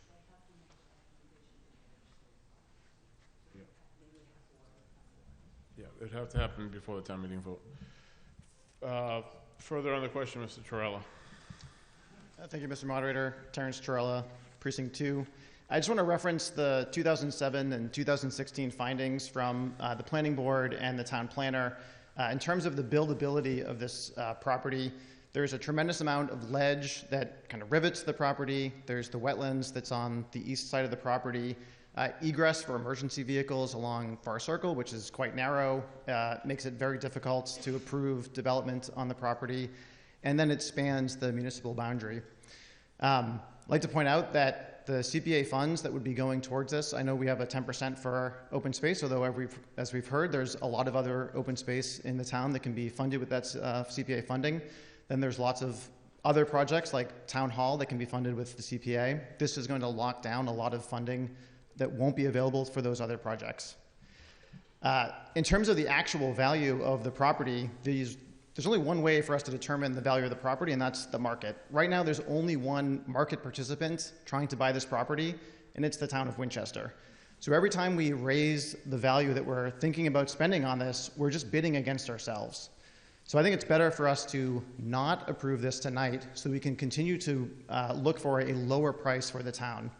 One last point, I would say that of the 2,500 or so voters who voted no on the override, many of them who I spoke to were concerned about spending on land acquisition, specifically using the example of the Washington Street, Swanton Street property. I think this is an example where we can demonstrate our financial prudence tonight by voting no on this article so that we can earn their trust for a yes vote on a future override. Thank you. Thank you. Further on the question, Mr. Crean? Move the vote. We've heard from a lot of people, so I'm going to allow the vote. Vote in favor of the motion would end the debate, and we'll proceed directly to a vote on Article 35. A vote against the motion would continue debate. Is there a second? Okay. All those in favor of moving the vote, vote yay. Yay. Any opposed? No. All right, we'll continue. Mr. Crean. Thank you, Mr. Moderator. Michael Crean, Precinct 8. I have great empathy especially for the neighbors who find great value in this property, and it's been interesting to hear about great plans from Concom. But part of what Ms. Marshall said earlier resonates with me. The timing is a key factor. Then when I stop and consider that we are looking at a $3 million expense for the property, which will compound over 30 years with the mortgage cost, however the plan might exist to cover that, as well as the lost tax revenue of the existing landholder, I struggle mightily to support the notion that this is a proper expense for us at this time. I'm also very mindful, as was just said, of the impact for 30 years, not only on the CPA funds generally, but most specifically on the combined open space recreation bucket, because that's where this money, it would seem to me, would have to come from. Thank you. Thank you. Further on the question, Mr. Grenzbeck. Good evening, ladies and gentlemen. Lance Grenzbeck, Precinct 3. In the fall of last year, we asked 4 questions about this. One was, what's the use? And I think the Conservation Commission has done a pretty good job of sketching out for us what that would look like. We asked, how would you fund it? Would you be able to get matching funds? And they've done an excellent job in locating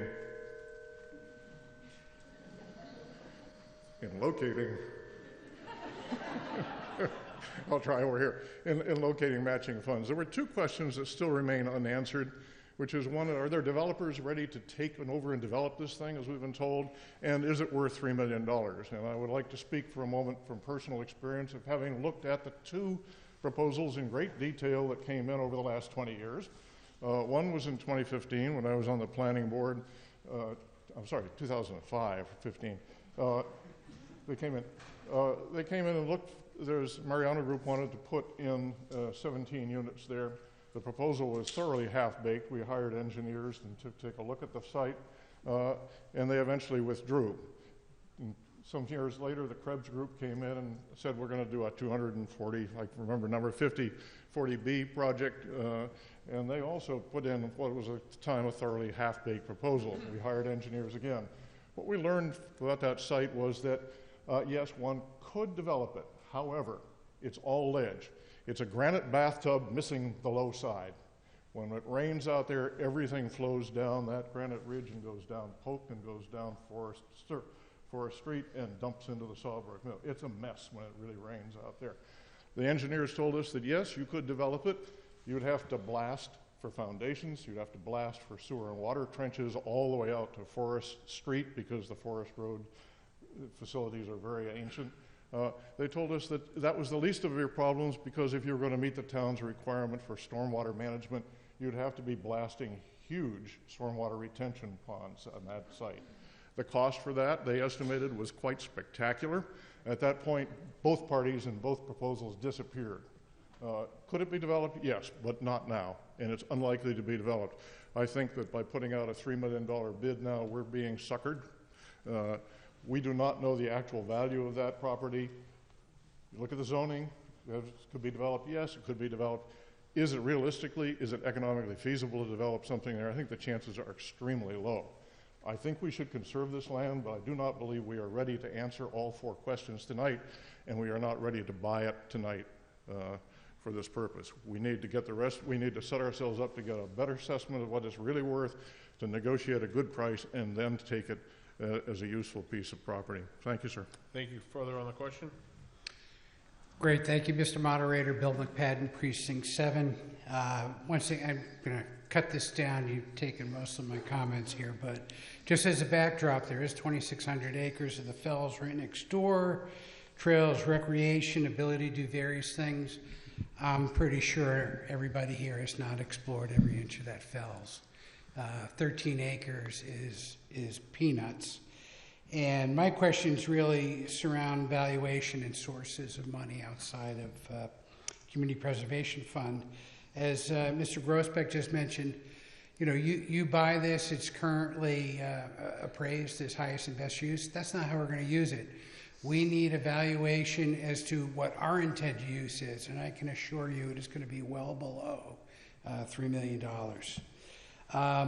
My question that's going to come out of here, and I might be foggy in everything we've talked about community preservation funds, but I was under the impression we were never thinking that community preservation would always be 100% of the available funds. And why I say that here is there's no promise that any of these grants come through, and this is all going to fall back on community preservations. And my thought had always been, and conversation I've heard, is that we wanted the applicants to have skin in the game. And I'm thinking maybe it was a 50-50 split.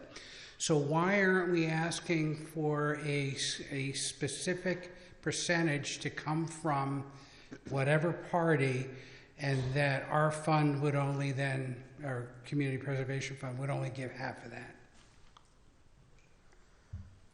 Ms. Marshall? So the WCCP operational model does kind of suggest that certain types of projects should have some skin in the game. Those are more in the line of recreation and historic preservation. I think generally speaking, an acquisition like this, with the proponent being the Conservation Commission, it does not surprise me that they're asking for 100% of the money, and that was not a concern of the WCCP during the deliberations on the article. Okay, great. So I guess I would just end with a quick comment, Mr. Moderator. We're really in the early days of establishing protocols here on top of everything else, and I don't think we should proceed forward with this. Thank you. Mr. Bagnani? Thank you.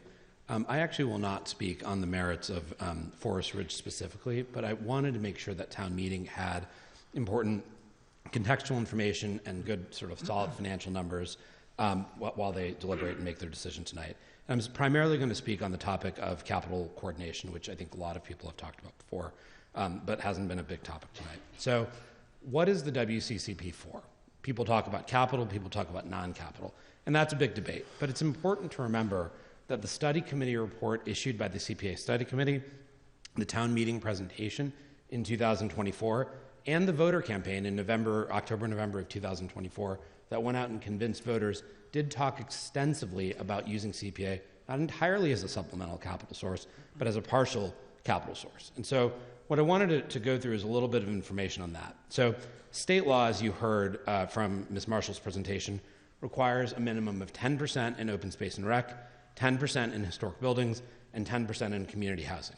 What does that mean? It means up to, not suggesting this is the number, but up to 90% of the money can be used for projects that are otherwise on the capital queue. What are those things? Historic buildings, Town Hall, Lincoln, McCall, the library, public safety. In the category of open space and rec, Mullen Field, Ginfield, Packer Ellis. I think you heard some of that from the Finance Committee. But here's the key question. 90% is the state statute. What do we want to do in Winchester? And we came to all of you after Fall Town Meeting, those of you who were on Fall Town Meeting, and tried to answer that question. We had a survey that went out. We designed it, the Select Board, with the Capital Planning Committee and the WCCP. Christina Marshall presented it as a slide. 55 of you responded to it. And what did you say? And this is in a memo that I wrote to Christina in December of 2025, that's available online. What did the 55 of you say? You wanted an average of 56% of CPA money to help with our capital backlog. The median was 60%. After the pilot round last fall, we were at 35% in that $1 million, 35% capital overlap. This $3 million, if you take it all at once, would take that 35% and shrink it down to about 9%. Okay? So again, the will of this body, the 55 who responded, was 56 to 60%. And it's true that 8% of CPA would go for this use, but that's 8% per annum for 30 years. So it's not 8% in a year, it's 8% for a generation. So just important to keep that in mind. The final point I wanted to make was similar to the last speaker, which is around the bonding policy. I think you heard Christina Marshall say in her presentation that as CCP puts together its overall strategy, one of the key things that it's going to look at is whether it is advisable to bond and in what quantity. That has not actually been done yet. When we created the capital stabilization and building stabilization funds in 2002, one of the first things that was done is we bonded out the BSF in order to rebuild Ambrose. There's a lot of reasons we did that at the time, but that bonding is coming off now in 2026 and 2027. So I just give that to folks. CCP has not yet put together their bonding policy. Think about this in the context of the broader CPA goals that we have in front of us. Thank you. Further on the question? Yep. Thank you, Mr. Moderator. Jason Roeder, Precinct 5. I have one question and one comment. I'm going to do the question first because I was paying attention the other night. To capital planning, I heard that the committee voted 0 to 7 on favorable action, but I didn't hear if there was a vote on unfavorable action. Capital planning voted 7-0 unfavorable, correct?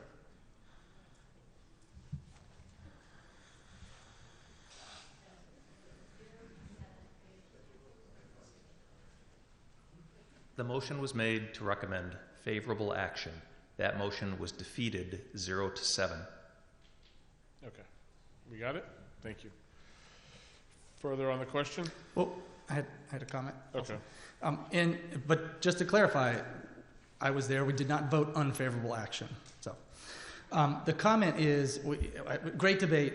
I'm sensing, there's a risk here. There's a risk that maybe we're overpaying, but there's also a big risk that we're going to miss this opportunity.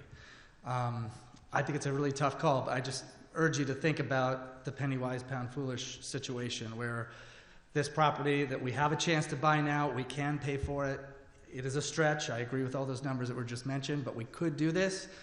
And, if we turn our heads and lose it, that worries me a little bit. Thanks. Further on the question? Thank you, Elizabeth Schreiber, Precinct 7. I am struggling to understand the urgency of this proposal being brought forward out of cycle for funding. If there's been no negotiations with the owner for the last year, why do we suddenly need to vote on this now instead of having it become part of the regular cycle? Ms. Marshall? Thank you, Mr. Moderator. So the urgency and the reason that this was taken out of cycle by the WCCP was the potential unavailability of grant funds. So you heard there's potentially $1.425 million in grant funds available. And we don't know what's going to be available next year. And so, while those grants will still be available, they might be available in smaller numbers. And the Conservation Commission needed the motion and the article to move forward this spring to be able to apply for those grants in this fiscal year. Okay, I'll be voting against this. My preference would be for the negotiations with the owner to happen and then that be brought to town meeting when you have an actual number. Thank you. Lastly, on the question, Mr. Betancourt. Thank you, Mr. Moderator. Town meeting, Mike Betancourt, Precinct 6. I apologize, I'm late. I had a wake to attend to in Connecticut, and Michelle Pryor and I have been working on this for about 5 years now. This project, the Select Board has funded tens of thousands of dollars of appraisals and legal work on it. It's been a Select Board project for many years. The Conservation stepped in to to really move it forward, because we needed somebody that could manage the land. And also the select board wanted us to apply for some grants, which is what we've done. We have a state earmark there. The urgency is that we have been speaking with Bill Shannon, one of the owners, and his family for a long time, very regularly, probably every other week in negotiations on this. The select board had purchased an option on it originally that expired because we were taking too long from his perspective. So he would not allow us to have another one, and said, this is the final straw. I have multiple people that are in line to purchase the property. Which I think is very likely. I mean, one of the things I don't know if has been mentioned tonight is when you look at access to the property, any one of those surrounding houses there can be purchased and knocked down and turned into access point for the property. That is what other developers are looking at right now. A 40B could sidestep our zoning and build something fairly large there. Some of us remember back in 2016, I think it was, the 300-unit Forest Ridge proposal that was enormous, not welcomed by town meeting. It was what actually triggered us to start a housing production plan and really focus on affordable housing and reaching our 10% subsidized housing inventory. That was a challenge that we had from Peter Haley, the moderator at the time. So this is maybe coming to some of you for the first time, but the negotiations and the project has been going on for a very, very long time. And when these grants go, they're not going to be there anymore. So I implore you to consider some of the risk here. The risk is financially, it is less than what our debt service is on Right Lock Farm. And Right Lock Farm is coming out of our operating budget, right? This would be coming from the WCCP. And I also heard while I was driving here that there was a question about whether an amendment could be made on the amount of money that we would offer Mr. Shannon on this. And I'd like council to opine on that if we could, Mr. Moderator. It is bizarre to me that town meeting, the legislative body of this community, could not amend the amount. I've been town meeting since 2014, and we've done that a ton. So I don't know why in this particular circumstance we couldn't do that. That is why the WCCP is set up this way, and the CPA legislation. And I will remind you, there has been no greater vote in this community ever than was voted for the WCCP, over 6,000 voters. So we don't usually have things like this in front of voters in fall election cycles, because it's a little bit too difficult. There's too many people. So that round that we had, almost 13,000 voters, right? And typically in local elections we have 3 or 4. That's when we do local initiatives like this. So the community got what we were doing. This is not a capital project, and it's not a capital stabilization fund. It is the opposite of that. So the money for the WCCP is for ground up projects that come from the community. It's not from our government that says, you know, we need a chiller at Lincoln School and we need to pay for that, right? It's for people to come up with ideas, playgrounds, parks, things like that, that are always neglected because they are not roads, they're not bridges, they're not things that are absolutely necessary. So this is an opportunity. I did have a question to town council that I would appreciate an answer to. So we're going to have town council who's filling in for Karis North for us. Yes.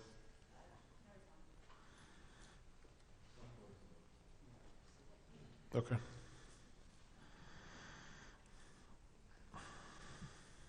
I just want to address from my statement when I gave the select board position that any negotiation that has been done has been outside of the 5-member body of the select board. This has not been at the table in front of the select board since last year when this came to town meeting in the fall. That was the last point of contact that the entire select board is aware of that has taken place between that has taken place with the owner of the land. Thank you. You ready?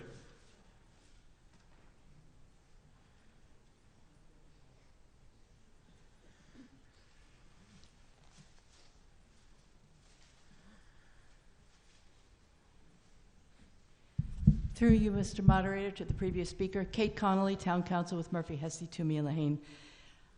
It is within the scope of an article for an amendment to reduce the dollar amount of a purchase. It is also important to look at what the appraisal says, because you don't necessarily, as a practical matter, want to go below that amount. So that would be within the scope. However, the Community Preservation Act, which is Chapter 44B, in Section 5.2, says that the Community Preservation Committee, here the WCCP, shall make recommendations to the legislative body, and then the legislative body shall vote on those recommendations.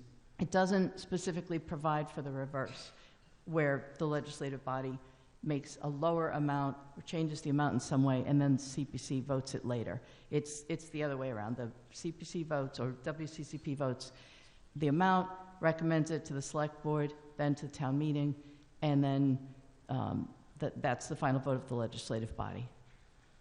Thank you.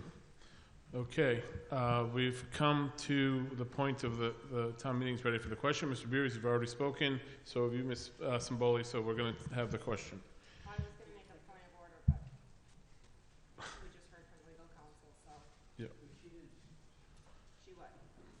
We're going to take the question.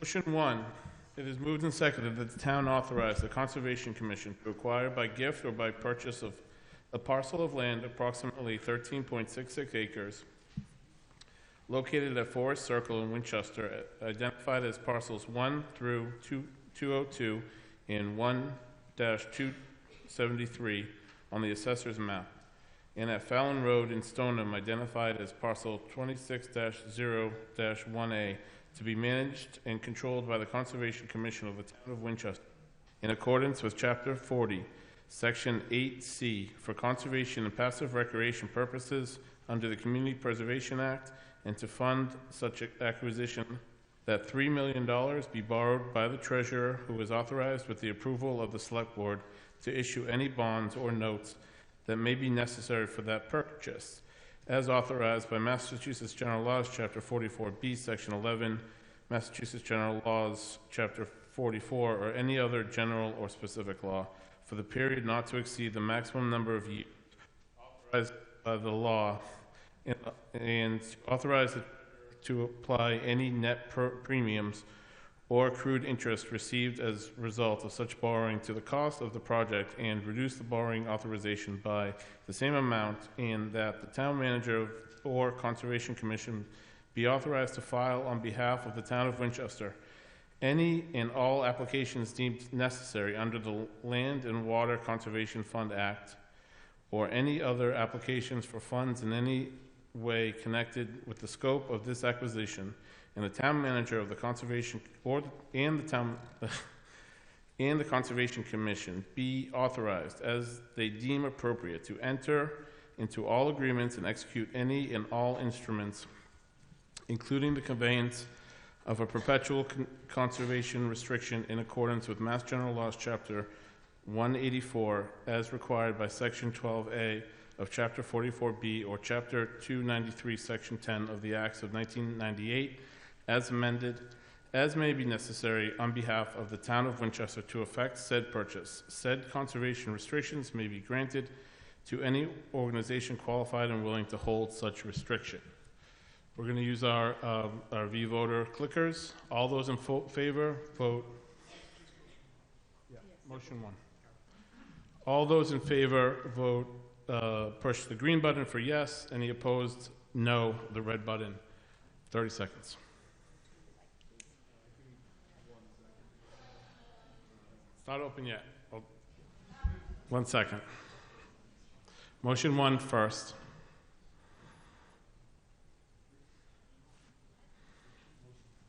Never. Whoever writes these motions, I have to take up I have a little issue with. All right, we're ready. 30 seconds beginning now.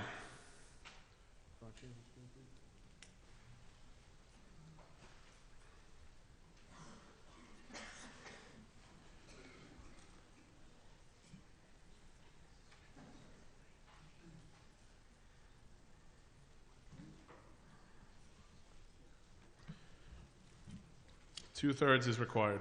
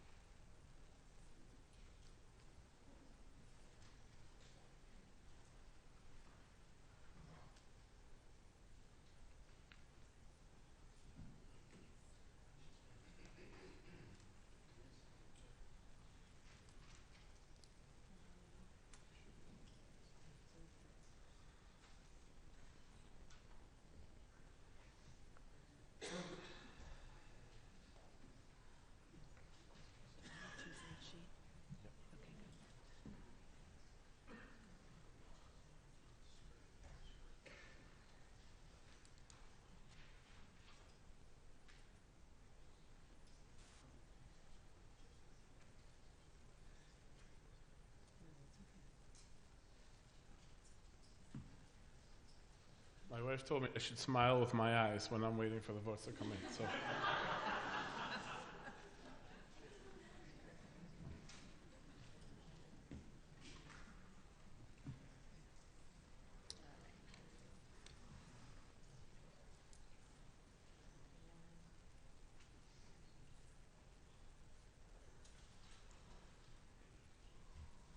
$164 votes being cast, 105 in the negative. The motion fails. Do I need to do the second one if the first one fails? Should we do the second motion? We'll do it anyway. What? No? Okay, the first motion having failed, the second motion being irrelevant. That concludes Article 35. Article 36 and 37 are part of the consent agenda. Article 38 requires us to do the budget first, so I ask unanimous consent to postpone that to the fourth order of business on Thursday. All those in favor? Aye. Any opposed? Okay, that brings us to Article 39. It's a citizen's petition by Mr. George Nowell. Mr. Nowell? It's a bylaw citizen petition, so this will require a majority vote.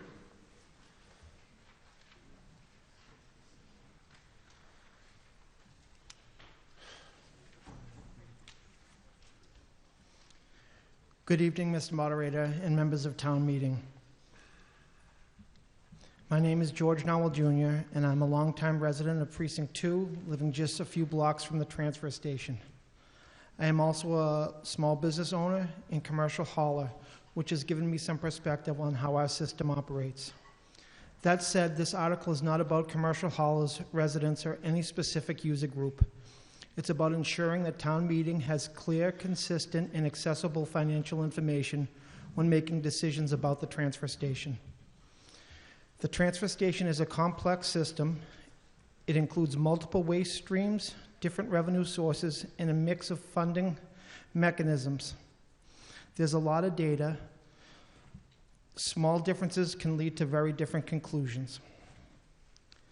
When that information is not always presented, when that information is not always presented in a consistent and transparent way, it becomes difficult for town meeting and the public to fully evaluate the decisions in front of us. Much of this information already exists, but it can be very difficult to access and understand unless you are directly involved in a board or committee, and that is not always readily accessible to the public. Over time, boards and committees change, but the underlying financial data and the way it is collected and presented should remain consistent. Without that consistency, it becomes difficult to compare information over time or fully understand long-term trends. In addition, in the past, different committees and working groups have reviewed this system, often with different assumptions and presenting the data in different ways. That can lead to different conclusions over time, even when looking at the same transfer station system. This proposal is not about replacing those efforts. It's about creating continuity and a consistent framework so that future discussions are grounded in the same set of clearly defined information. This is a system that handles over $2.3 million annually. It is reasonable that town meeting has a clear and consistent line of sight into how that system operates financially. The transfer station is one of our most widely used town assets in public services. We all rely on it, and we all contribute to it, yet it is easy to take for granted the many moving parts behind it. By organizing and consistently tracking this information, this effort can only improve transparency and also supports boards and committees by saving valuable time and providing a reliable foundation for decision making. This proposal creates a transfer station data and resource committee whose sole purpose is to collect, organize, analyze, and present information in a clear and consistent way. It does not set policy, set rates, or direct operations. It is strictly a technical and financial resource for town meeting. It is designed to support the work already being done by staff and committees by bringing that information together in one place in a way that is easy to understand and find. I recognize how much work boards and committees like the Select Board and Finance Committee take on and how hard professional staff works. This is simply a way to help support that work. It is also proposed as a one-year trial, giving this town meeting the opportunity to evaluate its usefulness before making it permanent. This is a volunteer committee, so it is not expected to add cost to the town, and by organizing information more efficiently, it may in fact save time and resources. At its core, this is about improving transparency, strengthening institutional memory, and ensuring that decisions are made with complete and consistent understanding of the system. The information behind these decisions is all connected, and having a clear and consistent understanding of it is essential. This isn't about any one board, committee, or user group. It's about all of us. As town meeting members, we represent our community, and we owe it to them to make decisions based on the clearest and most complete information possible. This is our transfer station. This doesn't change decisions. It hopefully improves the information those decisions are based on. There is no downside to having clearer, more accessible information, only greater confidence in the subsequent decisions we make. Thank you for your consideration. Thank you. Can we get the recommendation of the Select Board?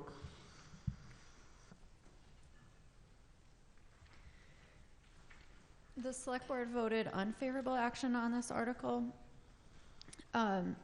primarily because, one, we feel in working with town staff is under the purview of the town manager and how it would be developed and organized.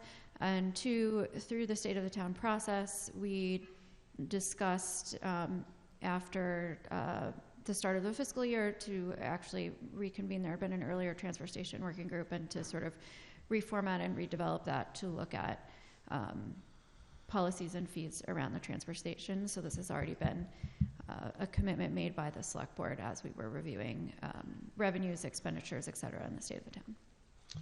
Thank you. Please excuse me, I misspoke earlier. This is not a proposed bylaw. This is to create a study committee, which is, as you all know, well within the purview of town meeting. So as a result of it not being a bylaw, there is no recommendation from the Committee on Government Regulations. Town meeting members who would like to speak on this topic, please make your way to the microphone.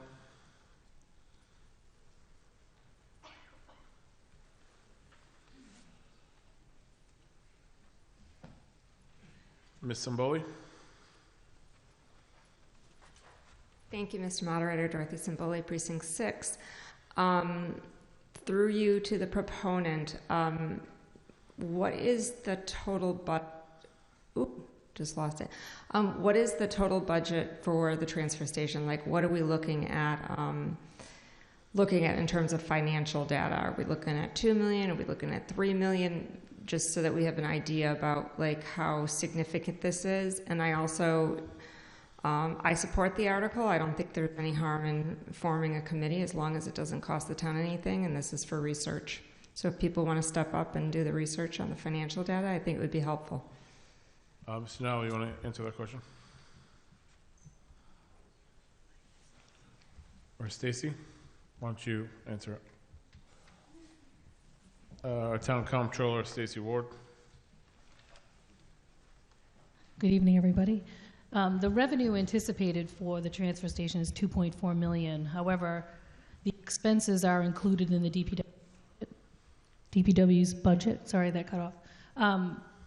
I think how the fees are determined is you take the expenses, and we also behind the scenes prepare like an indirect cost analysis, which It's not an enterprise fund, it's a department within the town's budget, so we don't actually show those indirect costs anywhere in any of our budget documents. However, that's all part of the transfer station discussion when the select board's setting the fees.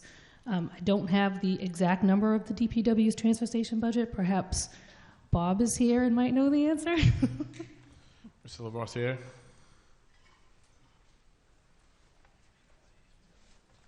This is the Commissioner of the DPW.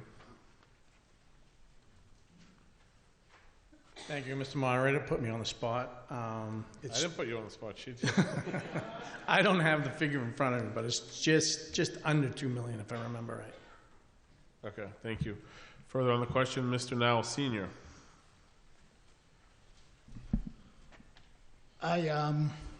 For this committee, I understand that there's people looking into different things. They have been since 1962 when I got involved going over there. So we can wait and someone will maybe come up with an answer what municipal solid waste is, or there's so many definitions that aren't even in the book. There's no one consistent thing. It's not just about money. We have approximately 8,000, I think, tons going to Andover. We know that there's 24,000 tons that go into the transfer station, but the rates are set on 8,000. So I think we should do some defining and make some, maybe get the high school kids to make a formula on how to work, because obviously we haven't been able to do it. Thank you. Further on the question, Mr. Ruscinato. Hi, Enzo Ruscinato, Precinct 1. I think there's been a lot of analysis on this already done. I know by the state of the town. I know by the transfer station working group. I was part of those groups in a couple of the turns there. It is a very complicated set of numbers and analysis, so agree with Mr. Noel on that. But my concern here is, hello? My concern there is that, you're entitled to your own opinion, but you're not entitled to your own facts, right? So you really, I don't, if we're having several different committees all trying to attack the same thing, and then you come to town meeting with different sets of information, different models that are super complex, saying different things, you're never going to get to an answer. So my preference would be to have one committee, have it be part of the state of the town, have to continue with the transfer station working group, one or the other, but have one set of consistent facts that we can all hang our hat on and realize that that's the source of truth, so that we're making decisions together with one set of information. Thank you. Further on the question, Ms. Von Mering. Heather Von Mering, Precinct 8. I have a question and then a follow-up comment. The Transportation Working Group, can you please give us a definition of what the responsibility of that group does? Ms. Brady. Within the state of the town, we had a small, excuse me, within the state of the town, there was a small transfer station working group that looked at revenues and fees there. I believe that the working group that Mr. Ruscinato was talking about was actually developed back when the transfer station was redone several years ago, where the select board had created a working group. We actually persisted that working group, and I don't see Mariano tonight, but we left Mariano as our appointment on that because he had done a lot of work leading that working group. The working group that we then talked about stemmed out of the state of the town committee to be discussed and set up in more detail in July, so it actually could conceivably deal with many of these sort of data and sort of resource materials, but could also be, have a lot of DPW input and input from Nick, who's the head of the transfer station, on what they're working on. So that group specifically was designed to sort of be pushed to July when we started working on that. So my follow-up comment is I actually think this is a good idea. So the transportation working group from the state of the town cannot get as granular as we actually need to get. We have a lot of inefficiencies at the transfer station, and it's not just revenue. It's also the user's experience. A lot more needs to be looked into to really, and I think the bullet points that the sponsor gives are kind of outline all the areas we need to look into. And so I actually think this is a good thing. If town meeting doesn't want it under us, I think it should be a town-wide, similar to like the cemetery, because we have not hit this one on the nail. We have not, and it's been going and spinning and spiraling, and every time the fees come up and the select board's constantly changing, that we need to have one entity that's dedicated to this to help support the DPW. They're having limited resources right now with the cuts coming in, so I just do think it will be very helpful to get better transparency for this transfer station and to help it be as efficient as possible for all of our residents. So I think this is a good idea to do this study and see what happens from it. Thank you. Further on the question, Mr. Nixon. Thank you, Mr. Moderator. Chris Nixon, Forest Street, Precinct 1. So given that Article 39 is not an outright expense, both the material in the motion book and in the presentation tonight explicitly do refer to the Finance Committee and its process and probably even streamlining its process. So I'd actually like to hear from the Finance Committee if they have a recommendation. If not, could they quickly caucus and tell us what they think about Article 39? Do you want a moment to quickly caucus? There is no recommendation. Ms. Blackwell. Thank you, Mr. Moderator. Megan Blackwell, Precinct 7. I agree that this sounds like a good thing, and it could be complementary to the working group that the state of the town stood up. And my question is, for the proponent, would there be a willingness to work together with the state of the town working group on the transfer station? Maybe it could be one entity that gets the same facts and comes to an agreement. Mr. Now?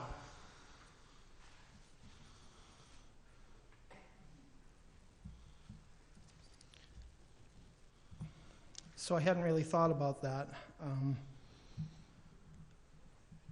I think my gut would tell me that I'm sorry, I'm a little scattered here. I don't know. I appreciate the current concerns that have been raised, and I understand the hesitation about creating something new. This proposal is not about adding complexity, duplicating work, or influencing policy. It is a focused, low-risk effort to organize information that already exists so that town meeting can clearly understand it. So as such, I'd like to vote on the motion as is. I think these two things can exist. They're not mutually exclusive to other, and they could in fact complement each other. Okay, thank you. Thank you. Seeing no one else rise, Ms. Brady.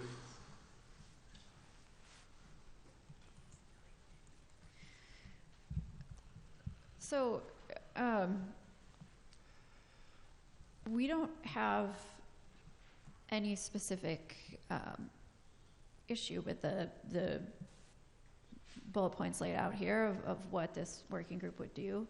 The primary concern is that we don't want staff to be burdened with multiple transfer station working groups.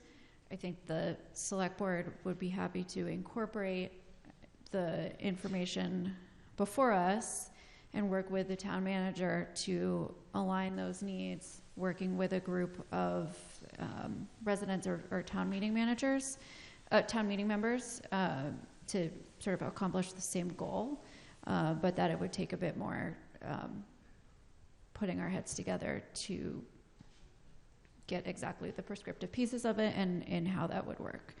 And it's something that we could direct the town manager to do under the select board or coordinate in some way if that was the desire.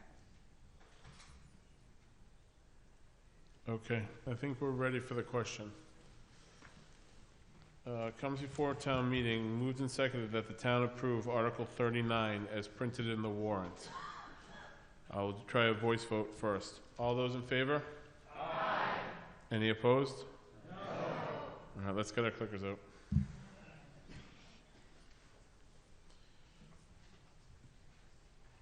30 seconds. Yep, change the screen.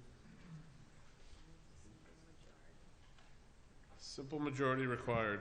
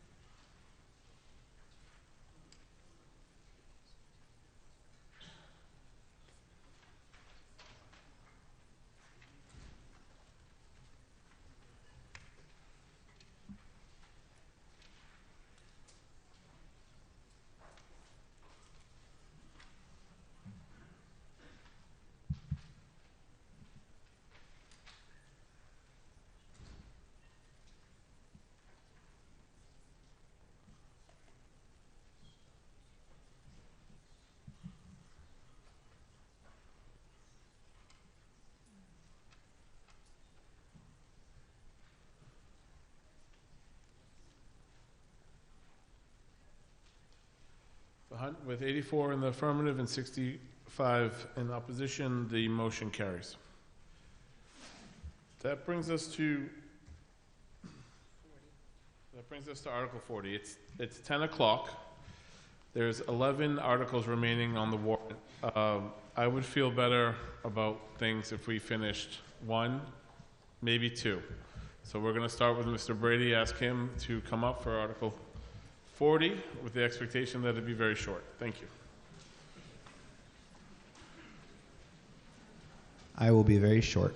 So I love that picture. Thank you. That was not mine, but kudos to whoever put it on there. May the 4th be with you. Good evening, Mr. Moderator, members of town meeting, and members of Winchester community. I'm Seamus Brady, town meeting member, Precinct 1.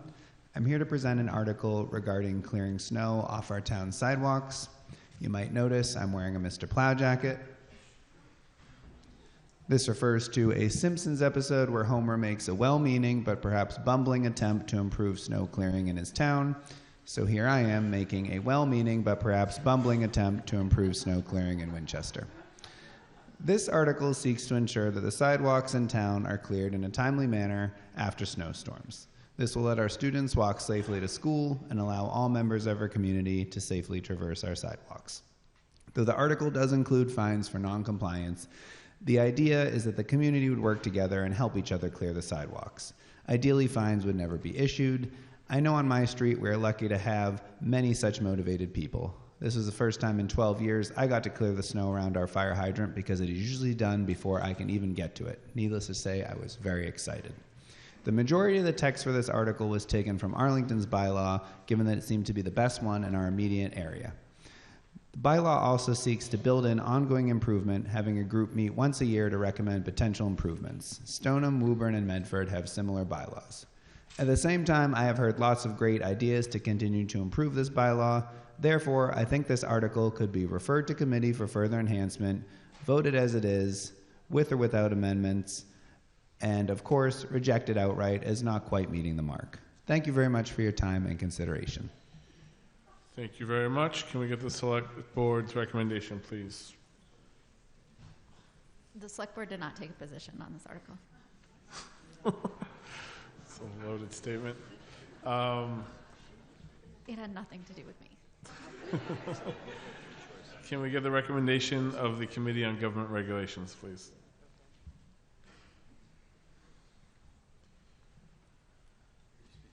Thank you, Mr. Moderator. Through you to the members, Steve Boksansky, Precinct 4. We heard from the sponsor on this. We also heard from the Chief of Police and the Department of Public Works. And as the sponsor alluded to, we did find it inconsistent with the Winchester Code of Bylaws. We also found that it might cause significant administrative and operational impacts. And finally, we found that the enforceability would be a challenge, and therefore, we voted unfavorable action 8-0. Thank you. Mr. Lemanche, are you speaking on behalf of the planning board, or you? Oh, no. No? Okay, seeing no other boards and committees, we're going to open it up to town meeting members. You want to go first? Mr. I think Mr. No.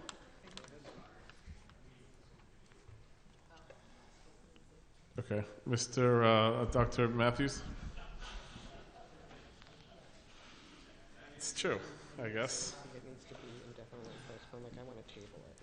Thank you, Mr. Moderator. The school committee did actually take a position on this because of the applicability to students walking safely to school. The committee actually voted 5-0 in favor of the article, though there was a substantial amount of discussion about whether the particulars of the article made the most sense and whether there were potential modifications that could be made to actually make it more appropriate for protecting safe routes to school. But the school committee did take a position of 5-0 in favor. It's a ringing endorsement. Mr. Lemanger. Mr. Lemenager is speaking on behalf of himself. Precinct 6. I had a conversation this morning with Bob Labossiere. What a great French name that is. Apparently, I was the first town meeting member to speak to him on this matter, and so I had a few questions for him. Just a few facts. The DPW plows 98 miles of roads in Winchester. The DPW, or I should say the town, owns 4 sidewalk plows which plow 48 miles of sidewalk, which includes the bike path. Why is there a discrepancy there? Because as you know, if you go around town, there are a lot of streets that have no sidewalks, and there are a lot of streets that have sidewalk on one side and not on the other. So I did a little quick math, assuming if there were sidewalks on both sides of every street, we would have 196 miles of sidewalk, where in fact we only have 48. So that means 148 miles of abutting property owners would have no snow to remove and would be unaffected by this property. This is kind of like the wolves voting on their menu for dinner when they outvote the sheep. In other words, it's not really very fair. I had a lot of points to make, but I think that just in the sake of brevity, I just think the point really I want to make is this is grossly unfair.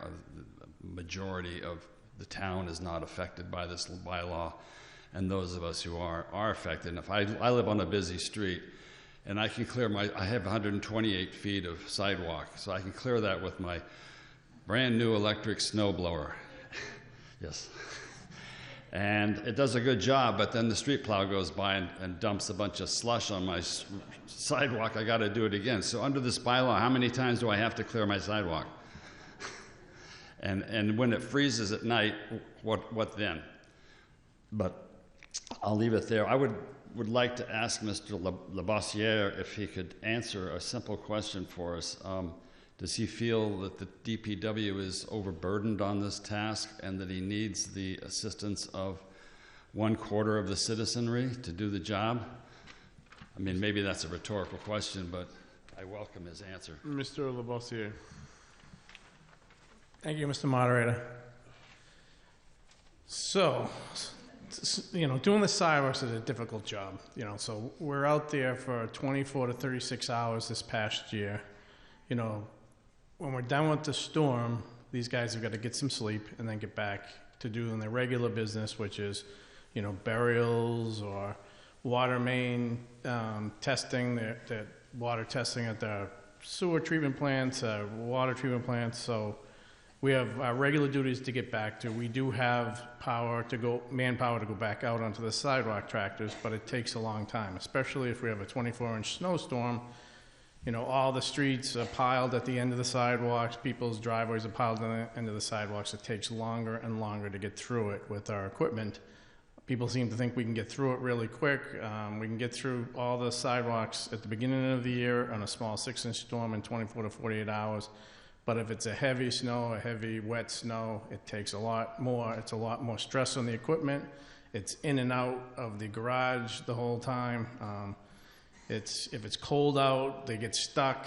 Guys got to get out, unclear, breaking the throttles and whatnot. So it's not quite as easy as people think it is. Right now, we're short on our private contractors, so all of our men do all the snow plow routes. So we don't have a break. We don't have extra manpower to jump into the equipment to be out there during the storm and whatnot. So it's just a long duration for us to get through it right now. We're always advertising for more contractors to give us a hand. So if you know of anybody, please send them our way. Thank you. Further on the question, Ms. Zaremba? Hi, Stephanie Zaremba, Precinct 2. Given that it is after 10 o'clock, and I think I commend Mr. Brady, I think what he said, his point was to draw attention to the fact that our residents need safe sidewalks, our children need safe sidewalks to walk to school, and I'm glad we're talking about it because it is really important. That being said, if Mr. Moderator would deem this in order, I move to refer it to a study committee because I think good intention, work to be done, a lot of conversation that has to happen with DPW that has not happened yet. Good starting place, but I don't think we're ready to vote on this, but it would be good to talk about it in another 6 to 12 months.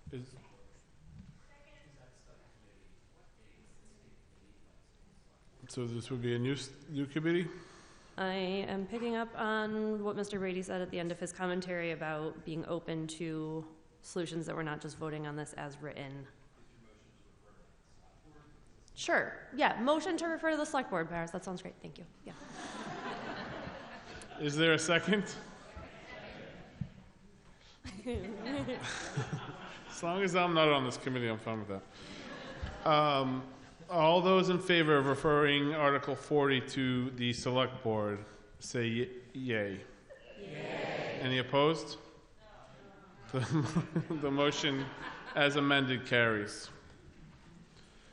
Okay. So that brings us to Article 41. Ms. Vallone, is Ms. Vallone here? Ms. Vallone, your article probably is a longer conversation and you're a member of town meeting. I'd like to ask for your permission to skip to 42 so that Mr. Healy, who's not a town meeting member, can be heard. His is pretty short and likely will be the last order of business tonight, and I think we can take up yours on Thursday. Is that okay with you?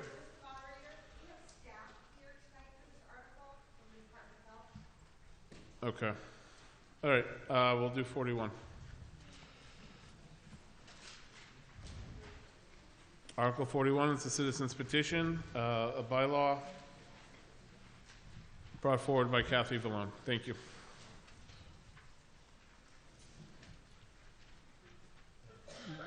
You have to give me a minute. I'm trying to get back on the laptop. Here you go.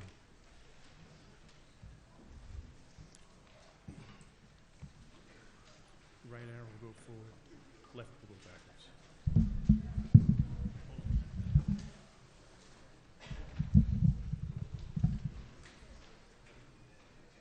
Sure. Good evening, Mr. Moderator and town meeting members. I'm Kathy Vallone, Precinct 4 and RATS. I got to speak to you tonight, and it's late. So I'll try to be brief. I'm here to present Article 41, which is to ban the use of anticoagulant rodenticides on town-owned properties. It should be noted the health department may issue a waiver allowing the use of ARs. They're abbreviated as ARs, but only if an infestation has caused health concerns, and it would only be for a limited duration. So I am proposing a bylaw because a bylaw is a law passed by town meeting, and it's regulated by state statute and is enforceable in court, whereas a policy is only an internal guideline and can be easily updated or changed and sometimes ignored when there's a change of the powers that be, and it's not legally binding. I believe it's important that it be a bylaw because it creates a more permanent solution to this environmental problem that surrounds us. And codifying this ban would also send a message to the state that Winchester is among the 40-plus communities that recognize the risks of using anticoagulant rodenticides, have passed similar measures, and understand that ARs are considered inhumane and may not be the most effective way to curtail rodent activity. Certain organizations throughout the state, such as Mass Audubon Society and the MSPCA and others, also support such measures, and certain pest control companies have moved away from using ARs. They recognize their responsibility to consider the broader ecological effects of their practices and manage using other methods such as sealing entry points, rodent contraceptives, mechanical trappings when necessary, and finally, vitamin D-based rodenticides, which are used as a last resort. And so why should we ban anticoagulant rodenticides? As you're probably all aware, there's secondary poisoning of non-targeted wildlife. And there's a high risk to children as well. There's reports out that 10,000 to 15,000 reports come in annually to poison control centers for children under 6 that have ingested rodenticides. And there's also evidence of anticoagulants in soil, water, and wastewater systems. They're highly toxic after a single feeding, the second generation, and can remain in an animal's tissues for up to 4 weeks, creating long-lasting environmental hazards. And just as an aside, they break down very slowly when they're in the environment. And any wildlife, non-targeted species that has ingested the rodenticide have weakened immune systems, and they have increased susceptibility to diseases like mange. The carcasses of rodents that feed on rodenticides become super lethal because they, especially if they have gone back to the same bait box over and over again, and that makes them even more damaging to our wildlife. So we had recently the death of Faye. She was termed Faye for female adult eagle. And Faye mated with KZ following the death of MK in 2023. And they had 2 clutches in their relationship, which was obviously quite short. She was found dead on March 12th, 2026 in Arlington on a property near her nest, and her remains were sent to the Tufts Wildlife Clinic at the Cummings School of Veterinary Medicine for analysis. Testing confirmed that her death was caused by 3 anticoagulant rodenticides found in her liver. And numerous other hawks, owls, foxes, coyotes, and even bobcats and mountain lions have showed exposure to ARs. As I mentioned, over 40 cities and towns are controlling rat populations without using ARs. And these slides have a couple of these cities. Newton has not used them on town properties for over a decade. And Lowell, which is a larger city, has reported a decrease in the number of negative inspections of schools. So it just shows that there are other methods that can be used. So, and the method that I'm going to discuss very briefly is integrated pest management. And here's, I'll give you a second to take a look at the other cities and towns around that have made some reports. So IPM is a system where there are multiple approaches to controlling rodent populations. And the first step would be to exclude the rodents, sealing gaps and any holes, chimneys, garage, and other doors, in short, any point of entry into a building. Also, trimming vegetation around foundations and removing locations where rodents could hide or burrow underground, perhaps compost piles or any dirt pile near a foundation. But these are very important steps. The next step is starving the rodents. If we have secured trash barrels, bins, and dumpsters, that's a way to help, and disposing of garbage regularly to prevent overflowing trash bins. Removing food sources from the rodents, and that includes in buildings such as this building, where we have seen an occasional rodent in this auditorium. We can limit our food in classrooms and offices and even auditoriums and require robust cleanup following food consumption. And the town can enforce sanitation regulations and policies, such as covered dumpsters that are removed or emptied frequently.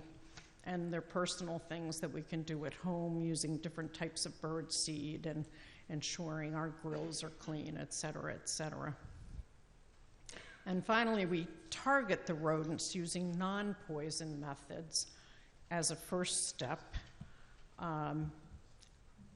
There are non-poison methods such as snap traps, carbon dioxide, dry ice, or contraceptives. And we can use vitamin D3 rodenticides as a last resort because they are also a powerful poison. They can be effective as a rodenticide, but without the negative effects on the non-targeted species and the environment, because they are not retained in the tissues of the dead animals.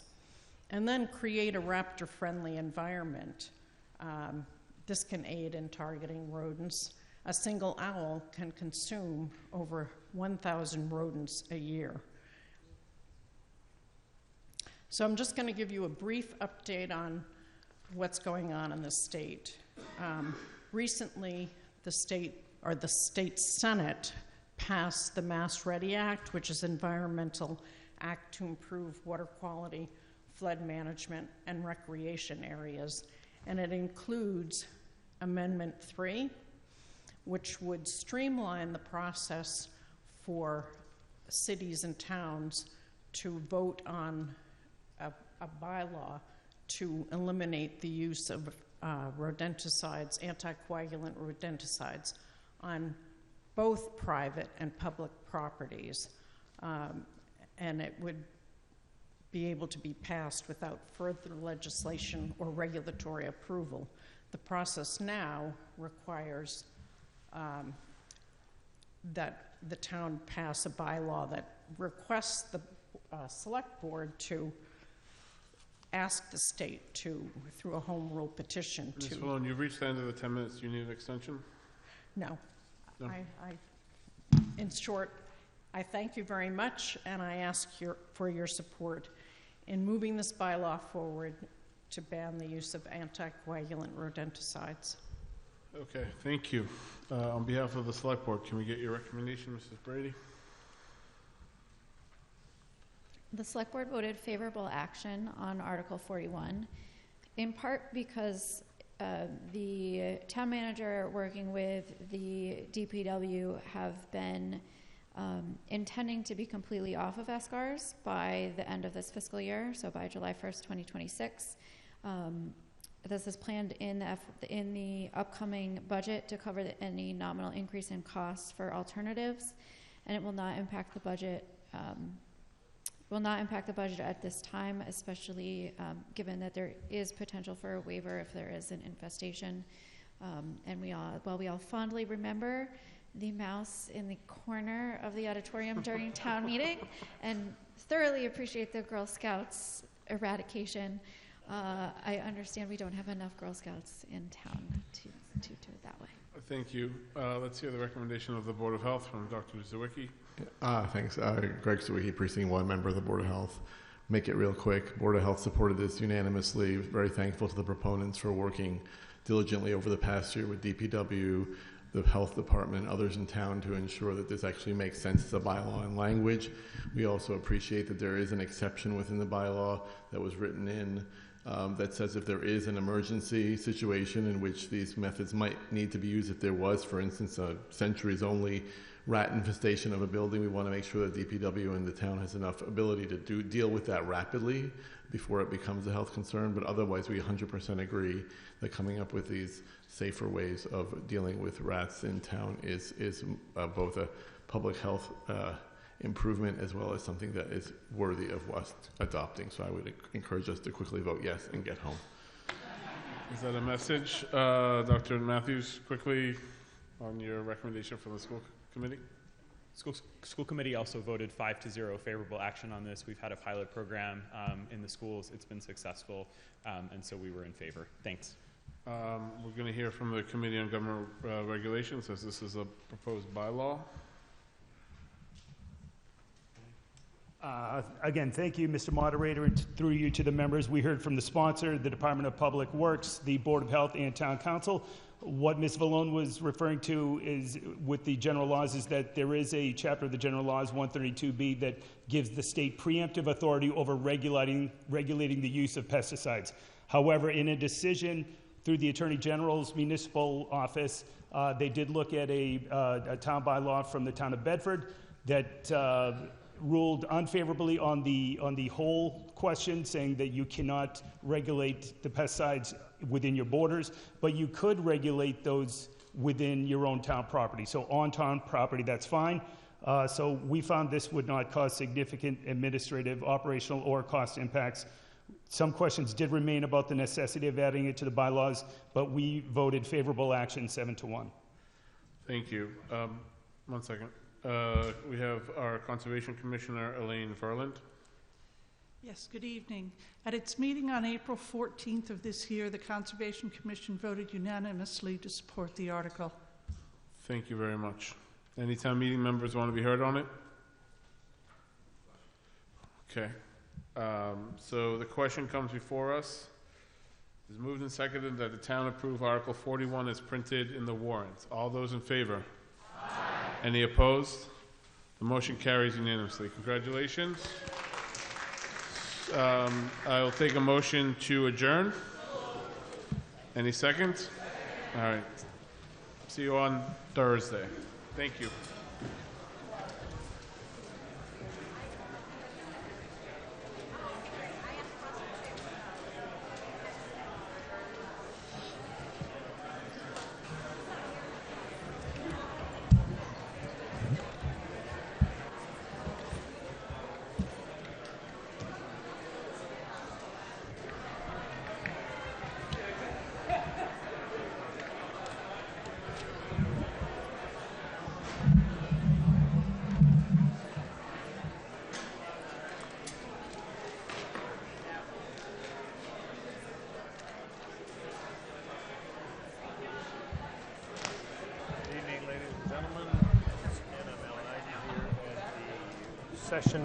Conclusion of session 3 of Winchester's spring town meeting.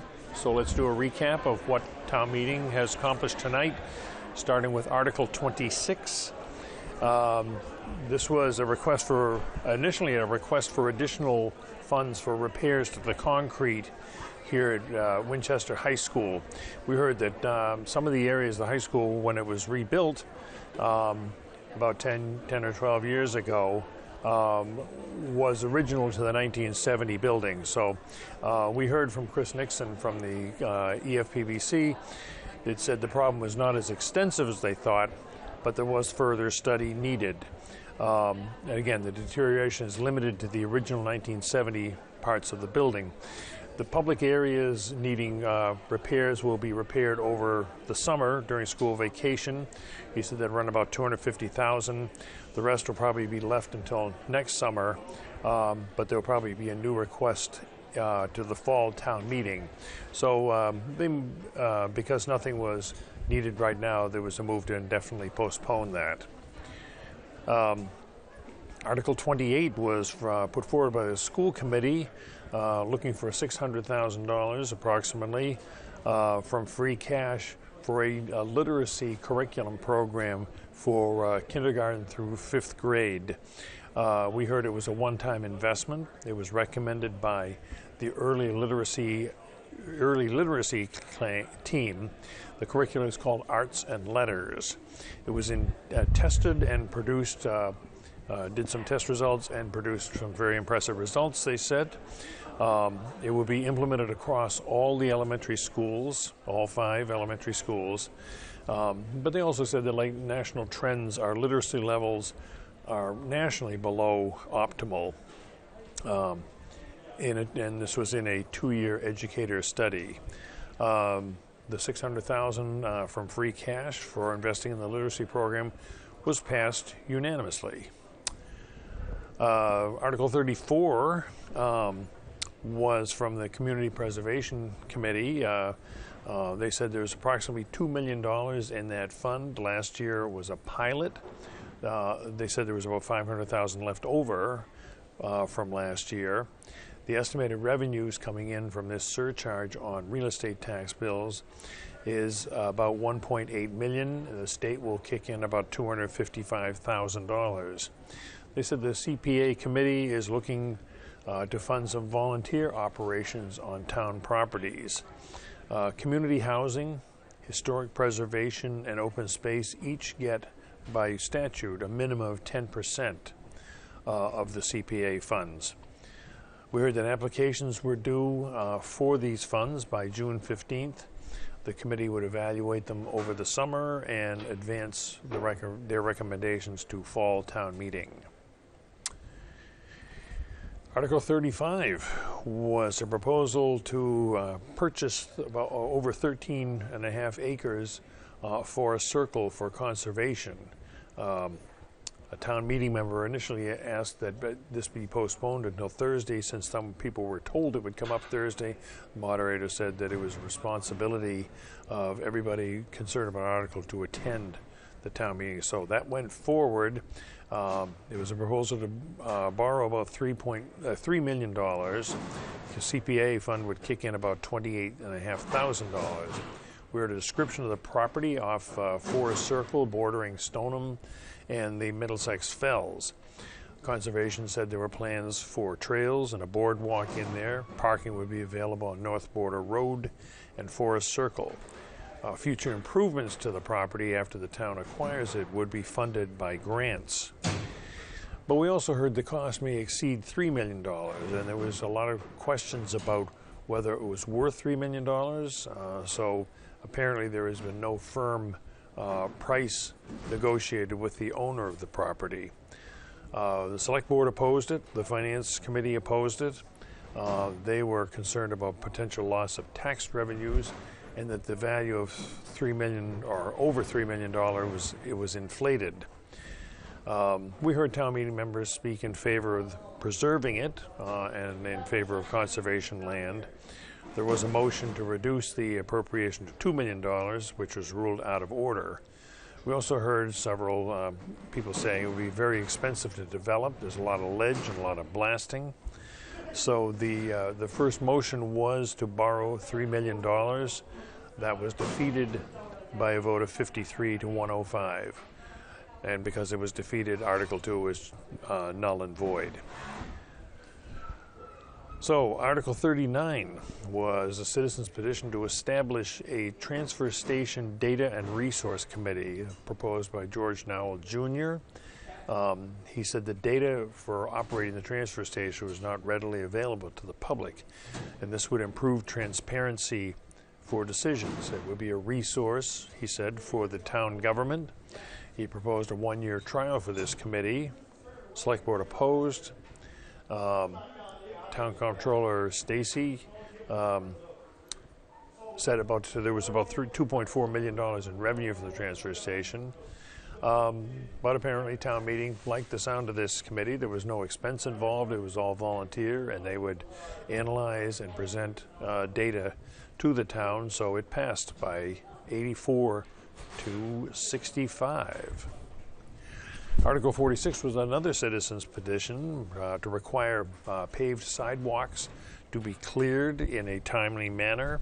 It said it was modeled after the Arlington bylaw.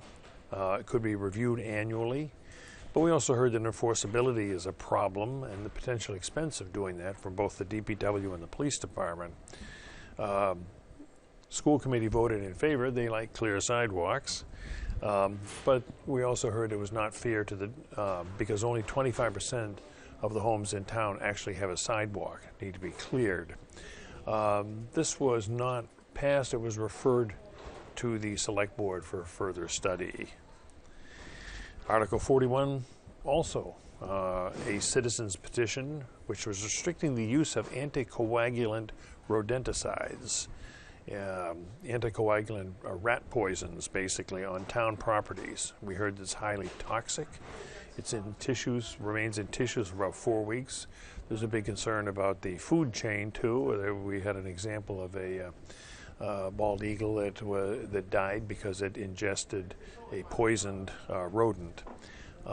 We heard that over 40 towns control rats without the use of these anticoagulant rodenticides, or ARs, and it can be overridden in an emergency. Town meeting liked the sound of that. It was passed unanimously. So that concludes our Monday session. With a little luck, we'll wrap up town meeting this Thursday, but the big item is the budget. So we would invite you to tune in on Thursday. Again, as I said on Monday, we also invite you to look at the resource for winchesternews.org. If you haven't already got your free subscription to it, go to their website, sign up. You'll get an email in your box every Thursday. They do a great job of covering town events, including this, in more detail than we can do in a quick summary. So winchesternews.org, go there, click it. Donate it too. Donate to them if you can, but the subscription is free and the news is great. So for all of us here at WinCam, we appreciate your watching, and we'll be back Thursday for another session of Winchester Spring Town Meeting. So for everybody at WinCam, I'm Alan Dyden. Good night.